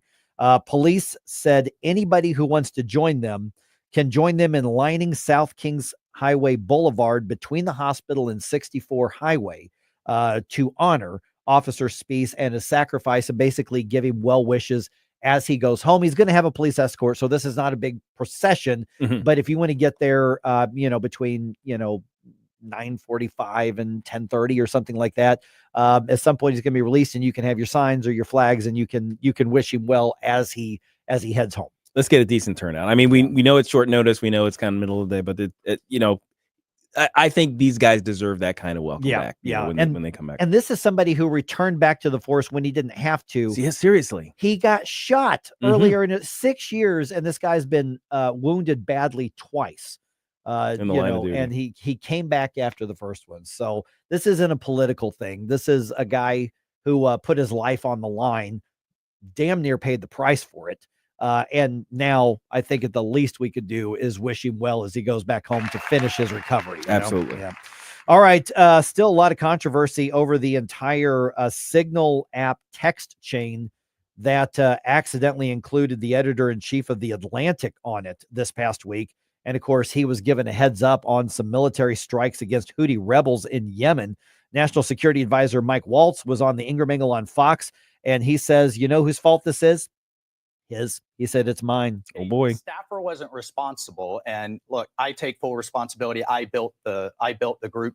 So you give credit where credit's due. I wish we had more politicians who say, I messed that up. Yeah, this is my fault. Now, it doesn't minimize what happened, and it's both. It's one of those things, Gabe, where it's like, it's not the no big deal that I think Republicans in the spin room want to say. Yeah, but it's not the end of the world that the Democrats say. But this has to be addressed. I mean, you got to, at the very least, say, what are we doing to make sure this doesn't happen? You can't be tipping off the media to incoming military strikes, especially one that's hostile to the administration like this guy. I appreciate the mea culpas for sure. Sure. I mean, I want my politicians, my government figures to take responsibility when they screw up. I'd rather they not screw up this big. Sure. Because I mean, it is on some level a big deal, right? Right. Like you said, on some level it's a big deal. But certainly, the left is making a much bigger deal out of it than they should. But our response shouldn't be, well, it's nothing. It's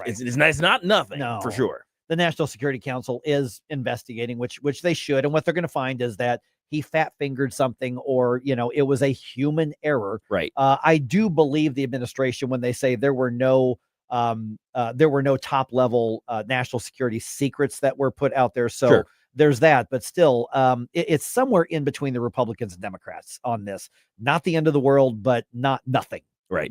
As well.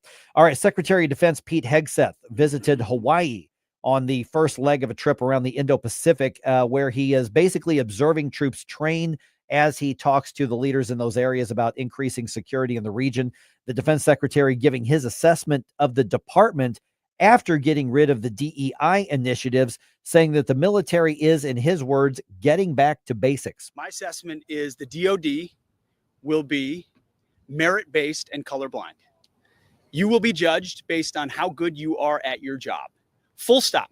That's it. And up next for the secretary is a trip to Guam, and then he's going to meet with leaders in the Philippines and in Japan. Are we sure Guam was not going to capsize? If he parks the jet on the right spot, in the right spot, okay, then Congressman Hank Johnson can rest assured it is not actually going to flip over. We actually did have a congressman He said suggest that. that adding certain numbers of people to Guam could cause the island to capsize. He said that. That actually Yeah, happened. that- That's my reference. That was in early 2000s. He actually said so that. crazy. And then there was some like general who was testifying after. He had has to keep a straight face. He's like, we're not concerned about that happening, Congressman. That is not a You know, concern of ours, it's sir. not- yeah. Oh my goodness. All right. So now that Anheuser-Busch decided to not continue the sponsorship of the St. Louis Pride Fest, along with Pride stuff around the country, organizers in St. Louis are going the crowdfunding route. The festival is June 28th and 29th in downtown St. Louis. Organizers say they're about $150,000 short of their current fundraising. So according to multiple reports, they are, cutting the budget like everybody else in the world is, and then asking people to donate to the LGBT Pride Fest out there. But one of the things that's interesting, if you look in like the comments and the quotes that people are in the news, they're really angry with Anheuser-Busch. You're hurting our community. How dare you do this? You're, basically saying you're stabbing us in the back. They gave you millions of dollars over 30 some years. Isn't the right answer for you all? And I definitely don't speak for the LGBT community by any means, but isn't the right thing to go, oh, thank you. We'll miss you. Thank you for millions of dollars that you've given, instead of how dare you not keep giving us money? Yeah, I think the problem is that these types of organizations, especially people on the left, their go-to is to browbeat as opposed to woo. Right. You know what I mean? It's like, because if I'm a charitable organization, I've received funding from a certain another organization, and they stopped giving. My question, what's wrong? What's going on? Is there anything that you need me to do? But it's like, I'm trying to woo them back. Right. I don't want to burn that bridge because they've been good to me for so long. But the leftists, the way they respond is with absolute anger and what's the word I'm looking for? It's basically entitlement. Yes, Yeah. absolutely. Yeah, and because frankly, AB's revenue losses are pretty significant. They don't have as much money to hand out all over the place. So just one thing to keep in mind. And it's their fault. That's right. The Blues beat the Canadiens 6-1 last night. Jordan Bennington had 24 saves. Up next is a road trip to Nashville. They take on the Predators tomorrow evening. And the Blues, don't look now, Blues are one of the hottest teams in the NHL, and they are in the middle of that wild card race. They might make the postseason. Pretty awesome. Which is something we did not expect earlier this No, season. We thought that was a great goal. We were just hoping for a 50%. Yeah. It's like, come on, you meet 500, you're doing okay. You pat on the back. Let's continue our rebuilding year. But no, we're looking at a playoff possibility. 8 or 9 games left in the season, and they're in a really good spot.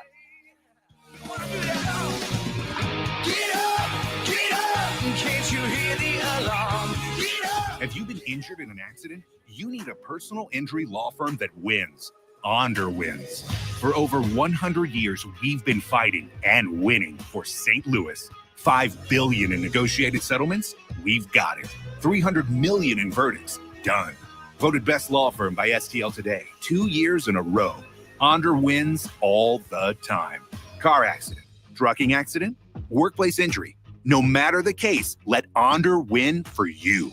When the stakes are high, we're the team you can trust. Wondering what your case is worth? Call now for a free consultation. And remember, we don't get paid unless you win. Dial 314 or 618-9-million. That's 9 then all zeros. Or visit onderwins.com today. Onder Law. Winning is what we do. The choice of a lawyer is an important decision and should not be based solely on advertisements. Past results afford no guarantee of future results. Every case is different and must be judged on its own merits. Hey, it's Susie Moore to tell you about Michael's Flooring. Michael's is known for quality, variety, and an all-around great experience. Installing new flooring should be exciting, not a hassle you dread. Michael's has solved that, and their long list of happy repeat customers is proof. They've been locally owned and operated for more than 30 years. Carpet, hardwood, laminate, luxury vinyl, ceramic tile, it doesn't matter. Michael's Flooring, with 3 locations, St. Peter's, Darting Prairie, and Creve Coeur, or online at igotfloored.com. That's igotfloored.com. Are you tired of taxes? Then prepare for a knockout evening. Americans for Prosperity and News Talk STL proudly present Torch the Tax, an evening with Mayor Glenn Kane Jacobs. The WWE superstar who became mayor of Knox County, Tennessee, is coming to the St. Charles Funny Bone Wednesday, April 16th. Don't miss this unique opportunity to hear from a champion who's now out of the ring and fighting for taxpayers. Get your free tickets now at afpmissouri.com. That's afpmissouri.com. And then the media. 1019 and 94.1. They lying about what's going on in America. They lying about it. News Talk STL.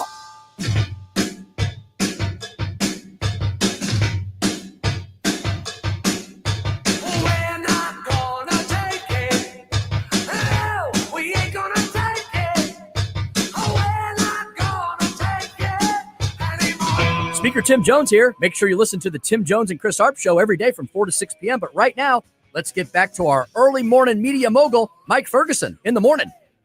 You know, one of the things that's really fascinating when you look at some of the surveys as to what are the top concerns of Americans. You look at pre-election and then you look at post-election. There's some big changes. There have been big changes on this. For instance, one of, and in some surveys, it was the top concern, was illegal immigration. Right.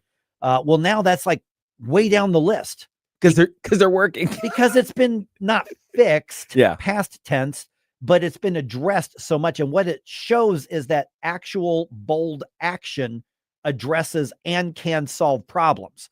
It's amazing. So as Stell would always say, the uniparty typically looks for reasons to exacerbate a problem because, man, there's big fundraising money in that. Mm-hmm. But when On we're both sides. when we're seeing changes being made, people are saying, okay, this is addressed. Now let's look at what's really on my mind right now. We're joined now by Stephen Moore. You would obviously know him from, being Donald Trump's economic advisor, one of the chief ones in the first term. And Stephen, it's been too long since you've been on. Really appreciate you being on the program. And now what we're seeing is right back to some of those main issues: inflation, cost of living, things like that. So those are not as easily addressed as put men with guns at the border. So what is the Trump administration doing right? What are they doing wrong? And I will forewarn you, I disagree with some Republicans on some of the things that are being pushed. Well, so do I. And by the way, it's great to be back on with you guys. And incidentally, it's just because I've been so busy. I can't keep up with Trump. Yeah. Oh, yeah. It's like drinking from a fire hose, man. It's crazy. And you're right, by the way. I mean, I think you're exactly right. It took Trump, about 3 weeks to get the border under control. In 4 years, Biden couldn't do it. And actually, what we learned about Biden it really wasn't that hard to get control of the border if you're committed to doing it. It wasn't that Biden and his allies in the Democratic Party couldn't control the border. It's that they didn't want to. They didn't want to stop the flow of illegal immigrants. Maybe they wanted these illegal immigrants to come in so they could vote Democrat. But the good news is, I want people to make sure people understand the number of illegal entries into the country each day is down by over 90%. It's just 3 months. Amazing. So That's the good news. The bad news is most of the economic news has been dominated by all this tariff talk. And as I think you know, I'm more on the free trade end of that spectrum. Although I really respect Donald Trump, I meet with him regularly, and he every time he sees me, he says, "Steve Moore, he's a great economist, but he doesn't agree with me on tariffs." I said, "Oh, Mr. President, I don't." But look, his strategy is to try to get these other countries to reduce their tariffs, and he does have a point. He is right that guess what country in the world has the lowest tariffs? Well, probably us, because we've been a free trade company. Yes. Yeah. We have the lowest tariffs, and these other countries, he's right. Some of these countries like China and Canada have tariffs that are, sometimes 2, 3, 4 times higher than ours are. And so he's saying that's unfair. And he's telling these countries, if you don't bring your tariffs down through what he calls reciprocal tariffs, we're going to raise our tariffs to your level. I think at the end of the day, this can work. In other words, I think because we're the alpha male economy and every country has to trade with the United States, I do believe at the end of the day, these other countries like China, Canada, Mexico, the Europeans, Japan are going to be forced to lower their tariffs. And if that happens, in the end of the day, we'll have freer and fairer trade, which benefits everybody. But boy, it's been some rough sledding. I've lost a lot of money in the stock market over the last couple of months because the stock market investors don't like tariffs. Right. Well, exactly. And I don't either. That's one of the areas I just disagree. Yeah. So one, I'm really glad that you've got his ear at times and you've got the ability to argue on that. He's very mad at me right now. He's mad at me. Because I'll go on Fox and say very delicately that, I don't always agree with his tariff policies, but I do think, I just want to make sure people know. I mean, first of all, his heart is in the right place. He's trying to protect American jobs. I just think the strategy is a little flawed. Well, and at the same time, this is a cost that's ultimately borne by the consumers. And that you mentioned, people are looking what's happening in the stock market, a lot of uncertainty right there. And so, at this point, I mean, he's talking about the money that the government is going to collect. But do we want the government micromanaging what's more expensive or less expensive to buy or sell? Because we're also talking about what our businesses are able to sell around the world. And those are, of course, I'm just a free market Austrian economics kind of guy anyway, but those are the practical things that I worry about just from a policy perspective. Well, the one thing, I disagree with most in terms of Trump's trade strategy. And as I said, I think the reciprocal trade idea could work. I really do, but it's going to take some time. And as Trump has said, that's going to cause some short-term pain for long-term gain. So he admits that. I do not like things like steel tariffs and aluminum tariffs. And that's not because I don't like our steel workers. I do. And Trump understands, look, the reason he won this election is he won the union blue collar vote. So he does want to help those workers. But guess what? It doesn't help them, because when we did tariffs in the first term on steel, we did save, by some estimates, 3,000 to 5,000 steel jobs. But guess what? We lost about 20,000 manufacturing jobs because why? Steel became more expensive, right? And so when steel became more expensive, people started buying things from other countries. So that's just a losing proposition in my mind. And at the end of the day, though, I think the most important thing, and I think that one of the things I'd like to see the president kind of pivot on is pivot away from talking about tariffs all the time and talking about what? Tax cuts. Yes. Getting the tax bill done. I mean, we got to get this done. Every day that goes by, the House passed that bill, which is a big, beautiful bill. They passed that 3 weeks ago, and the Senate's just sitting on their duff. I don't understand why this is taking so long. I believe, and I'm going to announce this to all your listeners, the day we get that tax cut signed, sealed, and delivered, the stock market's going to boom. But investors are getting nervous because all they're hearing about is tariffs and not tax cuts. And tariffs are tax increases. Good morning, Stephen. Gabe Pfeiffer here. So we started our discussion here a little bit about the immigration issue and the illegal immigration causing some problems. And now that we've kind of got that under control, we're moving on. But I'm actually curious if anyone has even attempted to quantify the economic damage that illegal immigration has had on us. I know the inflation of the cost of housing, particularly in these border cities or these cities where a lot of illegals kind of settle, has been a major problem. I'm wondering if we're seeing any positive effects as we're starting the deportation effort. I mean, I know we're not in the millions where we could be or should be, but it's starting. I'm wondering if there's any response from the market. Well, it's a complicated question because, you've got a lot of criminal, aliens that are in this country. And Trump is absolutely right to deport those. And by the way, why are the Democrats against that? Yeah. They really want drug runners and, potential terrorists and people who commit, murder and rape and so on staying in this country. It's absurd. So Trump's strategy, which I think is correct. And by the way, Tom Homan is a good friend of mine. I think Trump could not have picked anybody better to do that job. And by the way, he's got like so much security around him. Can you imagine being Tom Homan? I mean, seriously, these people are crazy on the left. So I am very much in favor of deporting the criminal aliens. Then the question becomes, what do you do about, look, I'd say, just guessing, 2/3 of these illegal immigrants are just here. Why? Because they just want to work. They want a job. And so what do you do about them? I don't, do we deport 10 million people? I think that would just be a mess. And so I'm not so sure what the solution is, but I don't know. You want to deport 10 million people? Well, what we're seeing is we're also seeing some self-deportations at this point as well. So, we may not have to. Is there anything wrong? From a moral and a conceptual thing, it's real easy to go, hey, get out, get in the back of the line, come in the right way, because it's a sense of justice. Right. But you're right. It's incredibly complicated, and it would be, like you said, a mess. But I think what's the message being sent? It looks like there's a lot of self-deportations. Yeah. Look, you can tell I'm struggling with this myself. I don't know what the right solution is. If you've got a Mexican came in and they're working in the fields and you're going to benefit the country from deporting them. Probably not. They're not any risk to the U.S. and if anything, they're contributing to the economy. But what I would think about is maybe a program where Trump says, look, if you're in the country illegally and you have a job and you're not going on welfare and you're contributing, go back, apply for a visa, and we'll give you kind of an expedited visa to come back in because you already got a job. Look, we want people who want to work. We just don't want people coming in and, committing crimes and going on welfare and that kind of thing. So it's complicated, but I think Trump is doing the right thing. And I think they're doing it in a very humane. What worries me is, you're going to see that, how the media is. Oh, look at this. They just took this mother away from her child and remember they did that bogus thing about how Trump was putting kids in cages. Oh, yes. Remember that? Yeah. The cages that were built under the Obama administration. Yes. Oh, yes. Exactly. Who built the cages, Joe?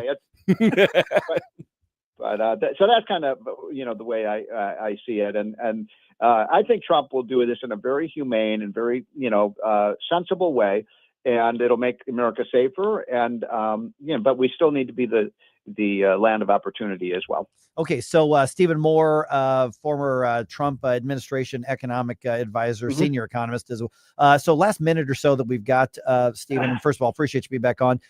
We talk about now what has to happen with the Senate basically being the holdup in the spending plan and I would say budget, but it's really just another spending plan. They need it's the tax bill. Yeah, it's all attached. Yeah. So they have to find a way to follow through on the promises to cut spending. Yes. How do they do that realistically and have something that we can actually feel and experience rather than just say, well, gosh darn it, we tried. I guess we'll just keep the continuing resolution at the spending levels like we've been having so far? Well, that's a great question. First of all, I want to remind your listeners on the tax side, because remember, this is one big, beautiful bill. And the most important component of the bill is renewing the tax cuts and then doing no tax on tips and some of these other things that Trump mentioned.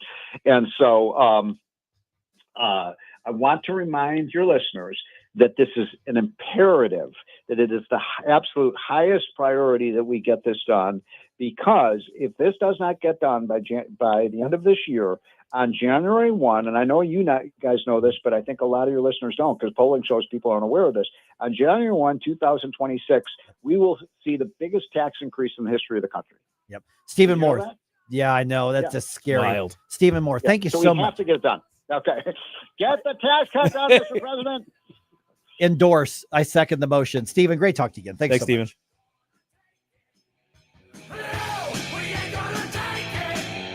From the Michael's Flooring Outlet Weather Center. A meteorologist Leah Hill with your first alert forecast. The humidity remains low today. The winds are light, and we're going to be enjoying temperatures in the mid-60s. A beautiful afternoon for the outdoors. I can't say the same about tomorrow. After temperatures fall into the 40s overnight, I am watching for some isolated showers and thunderstorms on Thursday. Yes, we could see a little bit of rain for the Cardinals home opener. That's your first alert forecast. I'm meteorologist Leah Hill. Fox News commentary. It's the latest hot debate. Should your food stamps be valid for junk food? I'm Tommy Laren. I'll share my take next. National security is at risk, and China controls most of the world's supply of antimony, a critical metal for military and defense technology. Military Metals Corp is taking action and securing a Western-controlled supply with projects in Europe and North America. Critical minerals are the backbone of modern defense. Now's the time to pay attention. The stock trades on the OTC under ticker MILIF. Call your broker today or go to www.militarymetalscorp.com to learn more.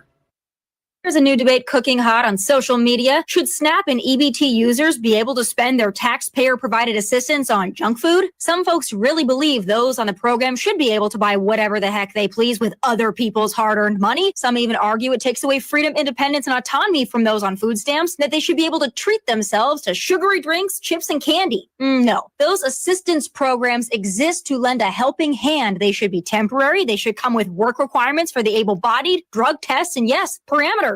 This is indeed a free country, and if you so choose to stuff your face with Little Debbie's and Dr. Pepper, that's on you. Even worse, if you choose to feed your, that's ill-advised, but also on you. But this is important. Your rights end where your assistance begins. I'm Tommy Laren, and you can watch my show, Tommy Laren is Fearless, at Outkick.com. Hi, Sean Long from STL Fenceworks. A new fence or deck is an investment in your home and your lifestyle. But how do you ensure that you're getting the most out of that investment? At STL Fenceworks, we know the key is satisfaction. Satisfaction means getting a fence or deck that not only meets your needs, but exceeds your expectations. Satisfaction means working with a team that cares about your project as much as you do. Satisfaction means having confidence in the quality of your new fence or deck, knowing that it was built with the best of materials and workmanship. STL Fenceworks, your satisfaction is our passion. And for me, satisfaction is knowing that providing for your family is how I provide for mine. Visit stlfenceworks.com and experience the satisfaction in making your backyard dreams into a reality. Hey, Jamie Allman here for O'Fallon Family Floors, o'fallonfamilyfloors.com. Brian and his team, they're just amazing people. They're so proud of their operation. Pride in every installation. You can see that in the Google reviews. Pride in the great quality, pride in the great pricing, pride in the great variety, and pride in the fact that you can go into the store right off of Highway K in O'Fallon, or the store will come to you. That's the promise of O'Fallon Family Floors, o'fallonfamilyfloors.com. If you find yourself feeling out of place in the world, it's comforting to know conservative values haven't been abandoned everywhere. Thanks for being my voice in all this. This is News Talk STL. There are people out there that feel the way that I feel and say what I say. Welcome home.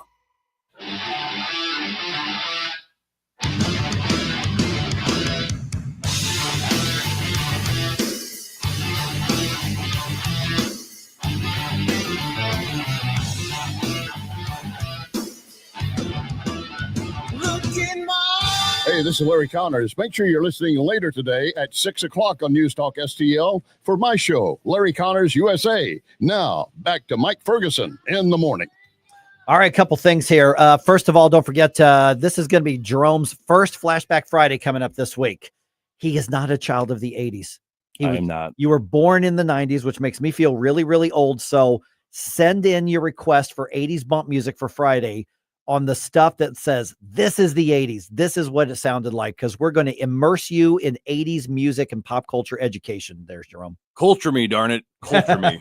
And also, don't forget, coming up on, April 16th, News Talk STL, Americans for Prosperity. We are teaming up to bring you the Torch the Tax event with the one and only Glenn Jacobs, currently now the mayor of Knox County, Tennessee, but you would know him as Kane from the WWF/WWE former world champion. He's going to be in St. Louis as part of that. It's going to be a lot of fun. We're going to be at the Funny Bone.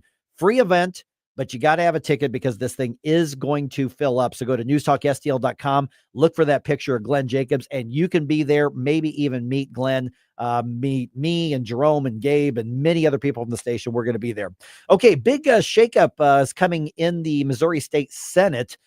And the news came out just last day or so. Senator Mary Elizabeth Coleman, of course, representing Jefferson County here in the News Talk STL listing area, announcing she is not running for re-election.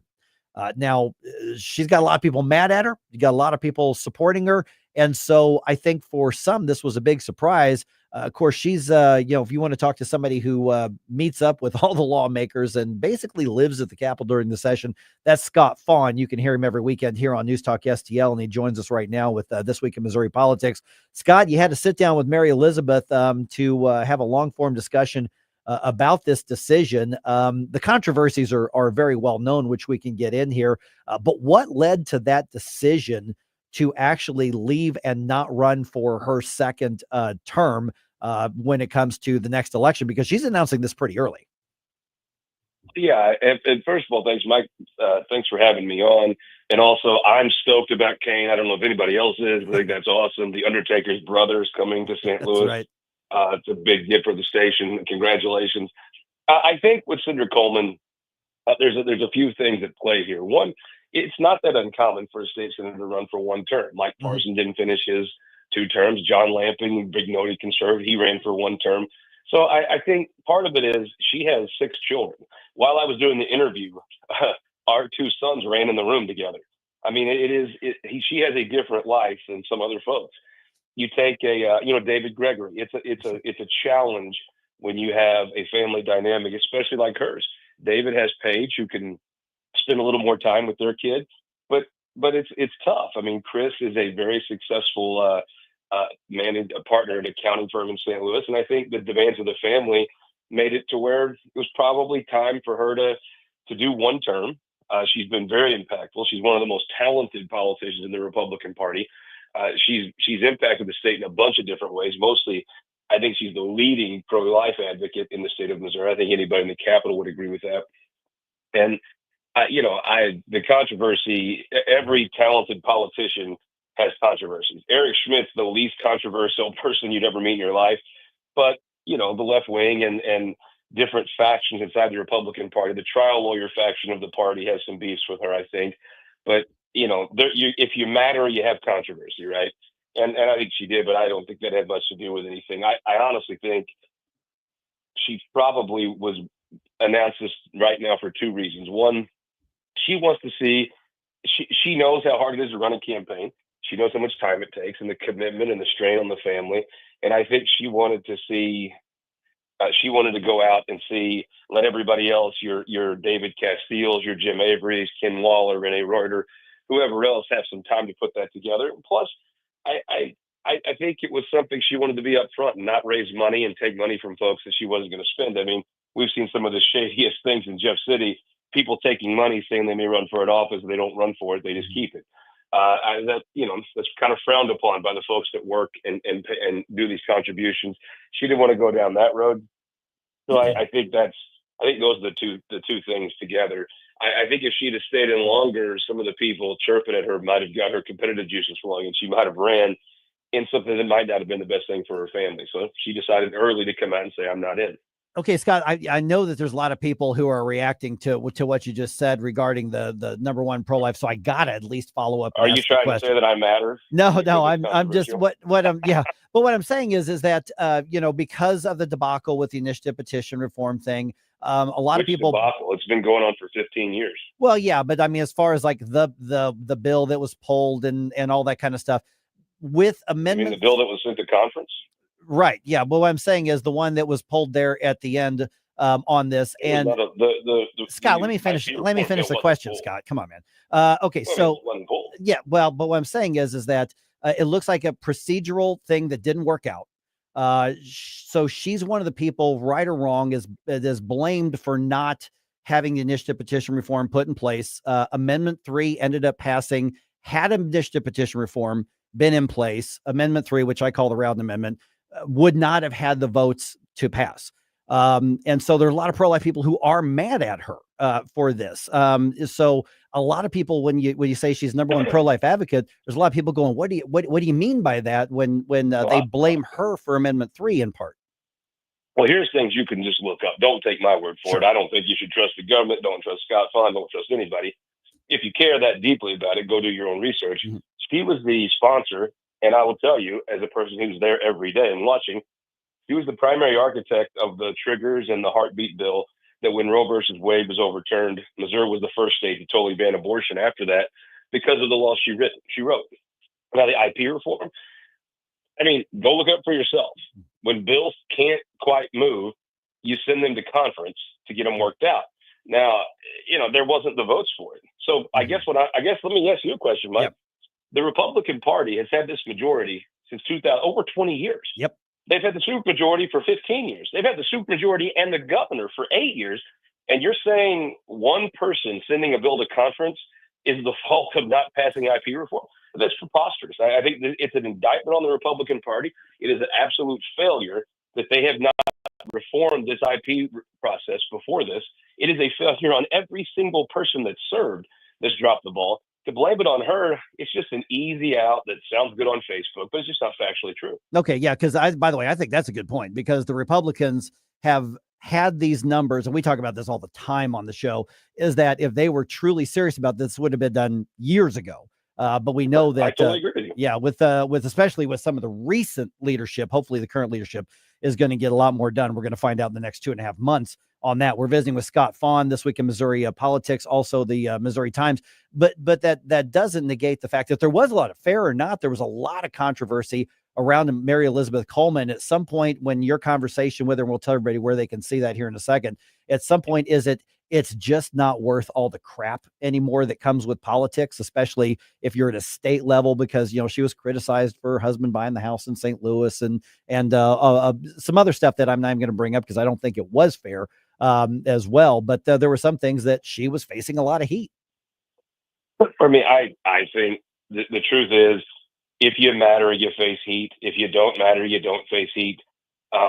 Most of the noted people that have accomplished things faced heat. Most of all, this heat came after she was the author of the heartbeat bill, and the ban when the heartbeat bill triggers came in, that was her authorship that she was the sponsor of. Then the real heat came. The protesters. She stood up for Israel.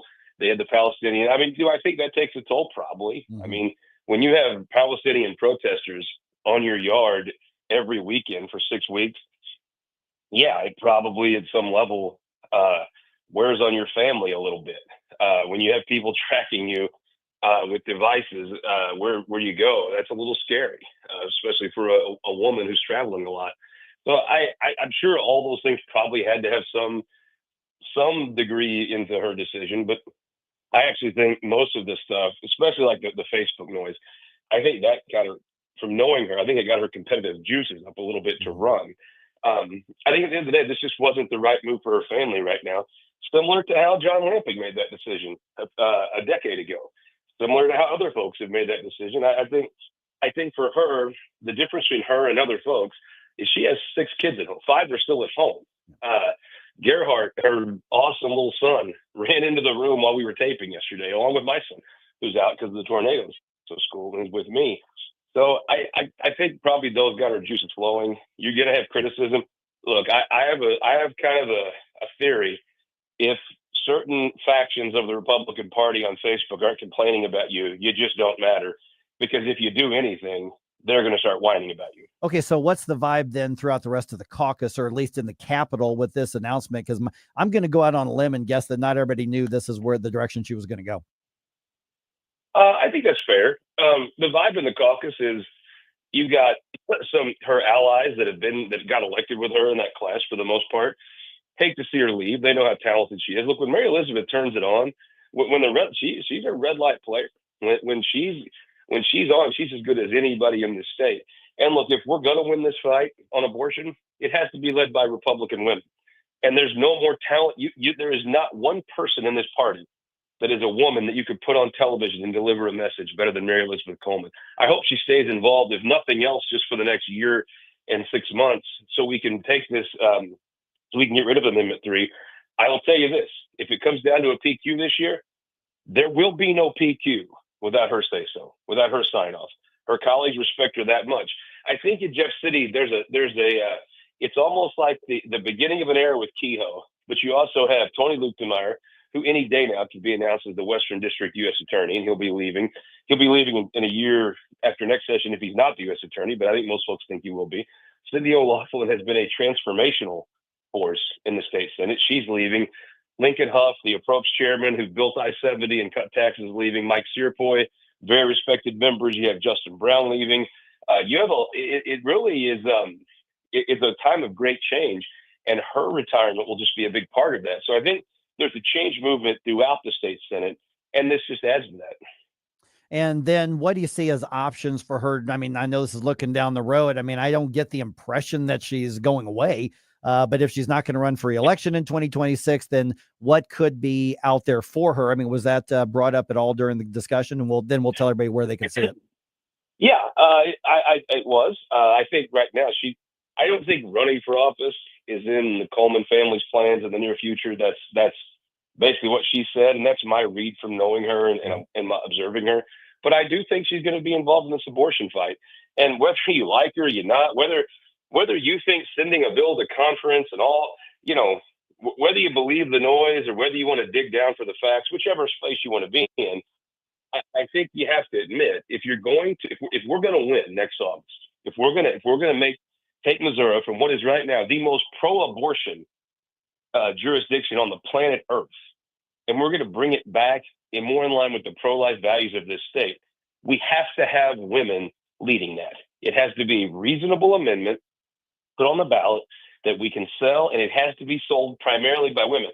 Mike, you and I can go knock doors, but on News Talk, on KSDK, out front in the media, on social media, it has to be women.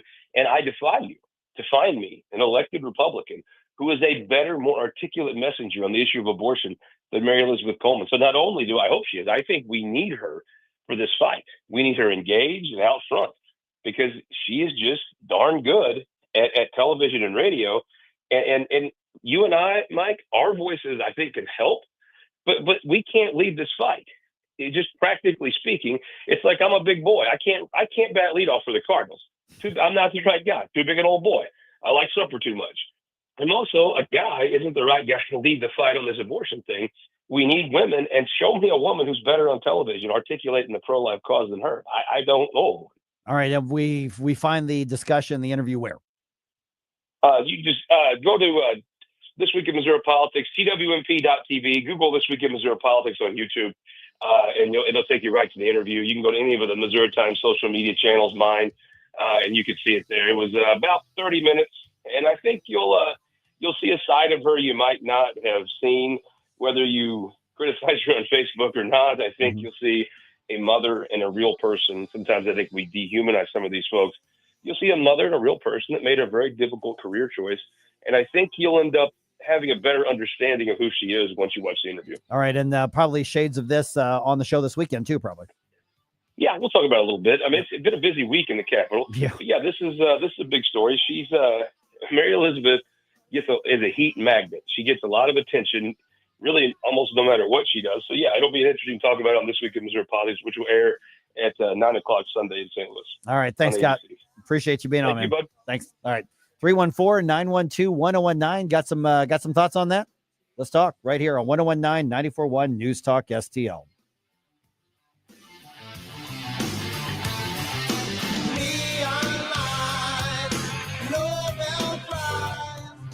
Parents want more choices rather than fewer when it comes to their children's education. And now some Missouri parents will have one more option to get their children the best education available.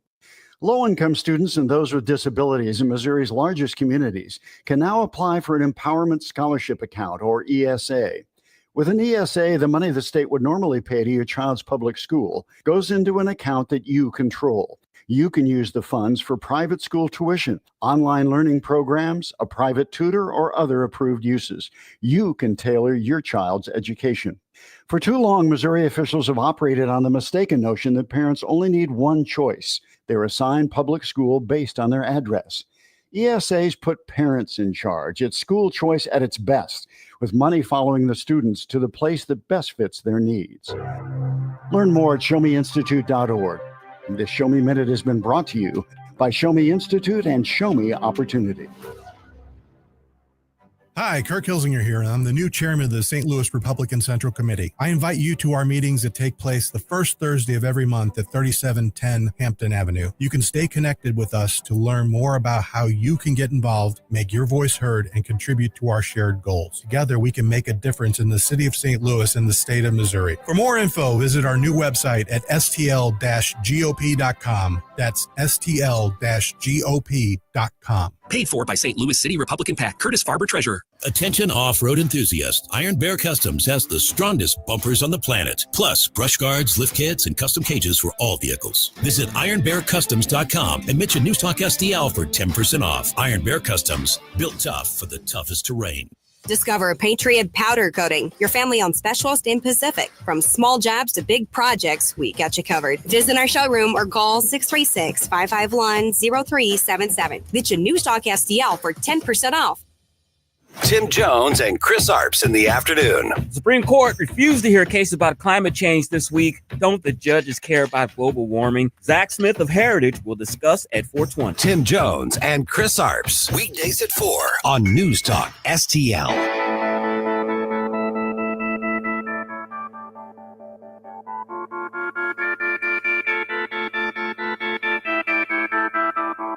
Hey, it's Vic and Ken. We're on every Monday through Friday on News Talk STL. Kenny, how are you? I'm good.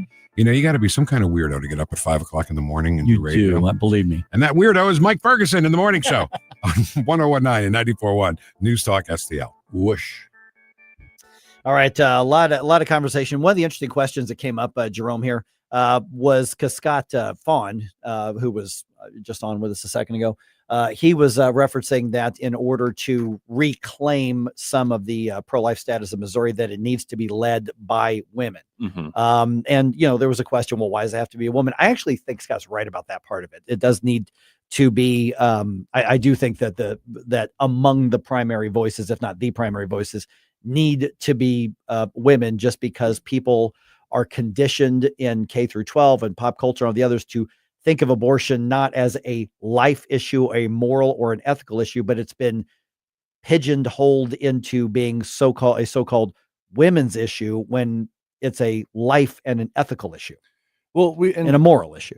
So Goat Lady makes a really good point, though. She says that, you know, anti-abortion stuff is fine. You know, she can be a spokesperson for that, but things like taxes, IP reform are too important in the context of, you know, okay, well, it's okay for a woman to be a spokesperson for that. And I think that goes into a conversation we had off air about, you know, tokenism. Right. Yeah. You know, I agree. I think that the stereotype right now is pro-life is a men's issue and, you know, whatever, but we need more representation, but also not falling into that category of, oh, well, let's find a woman to talk about it and not make it an actual movement issue. There are, I have seen studies and reports, and maybe these have shifted over the last couple of years, because admittedly, it's been a couple of years since I looked it up, but the percentage of men who considered themselves pro-abortion, pro-choice was actually higher than women. Mm-hmm. Well, yeah, because there's a lot of men who don't want to take responsibility for their actions. And, you know, so I do think that more women probably vote on that issue, you know, more so.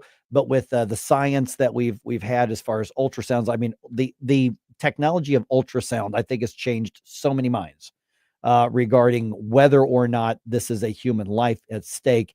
And Amendment 3 was phenomenally dishonest.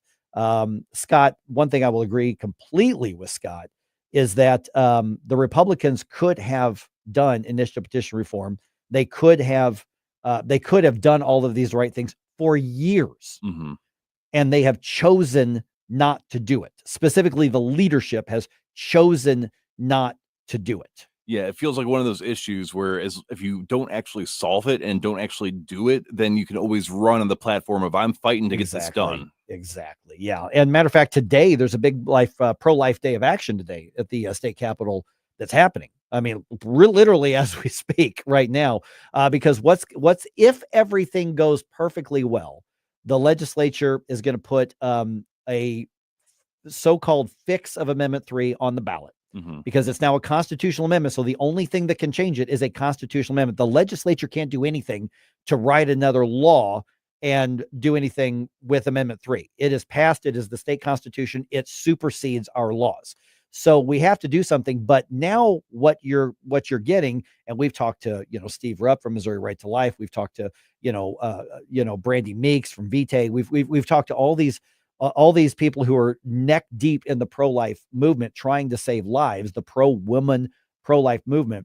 And we now have to just hope to settle somewhere between pro-life and the radical pro-abortion that is now the Missouri law. So we gave up Missouri being a pro-life state. We are never going to be the level of pro-life state that we used to be, because now we have to go back and win this. And had that initiative petition reform been done, and it's a little wonky and in the weeds, had that been done, the votes that passed Amendment 3 would not have been enough to change the state constitution. We would still be a pro-life state. Yeah, and going off the ballots even, I mean, we had huge conversations about this on the station. I was reading out word for word what's in the amendment to people. Yeah. People are like, wow, I can't believe it says that. And then they go to vote and they see in the ballot, the summary was way different, did not even encapsulate a lot of the issues with the way it's worded. And they said, well, I didn't know if to believe you or to believe the ballot, so I voted yes. I'm like, why would you do that? Right. Like, why? Right. Yeah, exactly. So the best we can hope for is the best we can hope for. And that's why we have to have some initiative petition reform. The reality is, and Tim Jones has said this on the program here, the reality is that there is a multi-million-dollar, you could almost argue tens or hundreds of millions of dollar industry in Missouri, from consultants and campaign, professionals to get these things on the ballot and campaign for. They need lots of these ballot initiatives and referendums and being able to buy a constitutional amendment, essentially, in Missouri. There's big business in that. And what happens with a lot of these lawmakers is once they've been in the legislature long enough, it's funny how they leave the legislature dragging their feet on things like initiative petition reform and then go right to work for one of these consulting groups that makes a whole bunch of money off of these. Yeah. And these consulting groups, like including, that's exactly what Caleb Rowden did. Yes. And anybody that's not aware, just look up how much outside money from out of the state was there backing to get this passed. It is absolutely ridiculous. And I'm outraged still thinking about that. Yeah. Yep. Exactly. All right.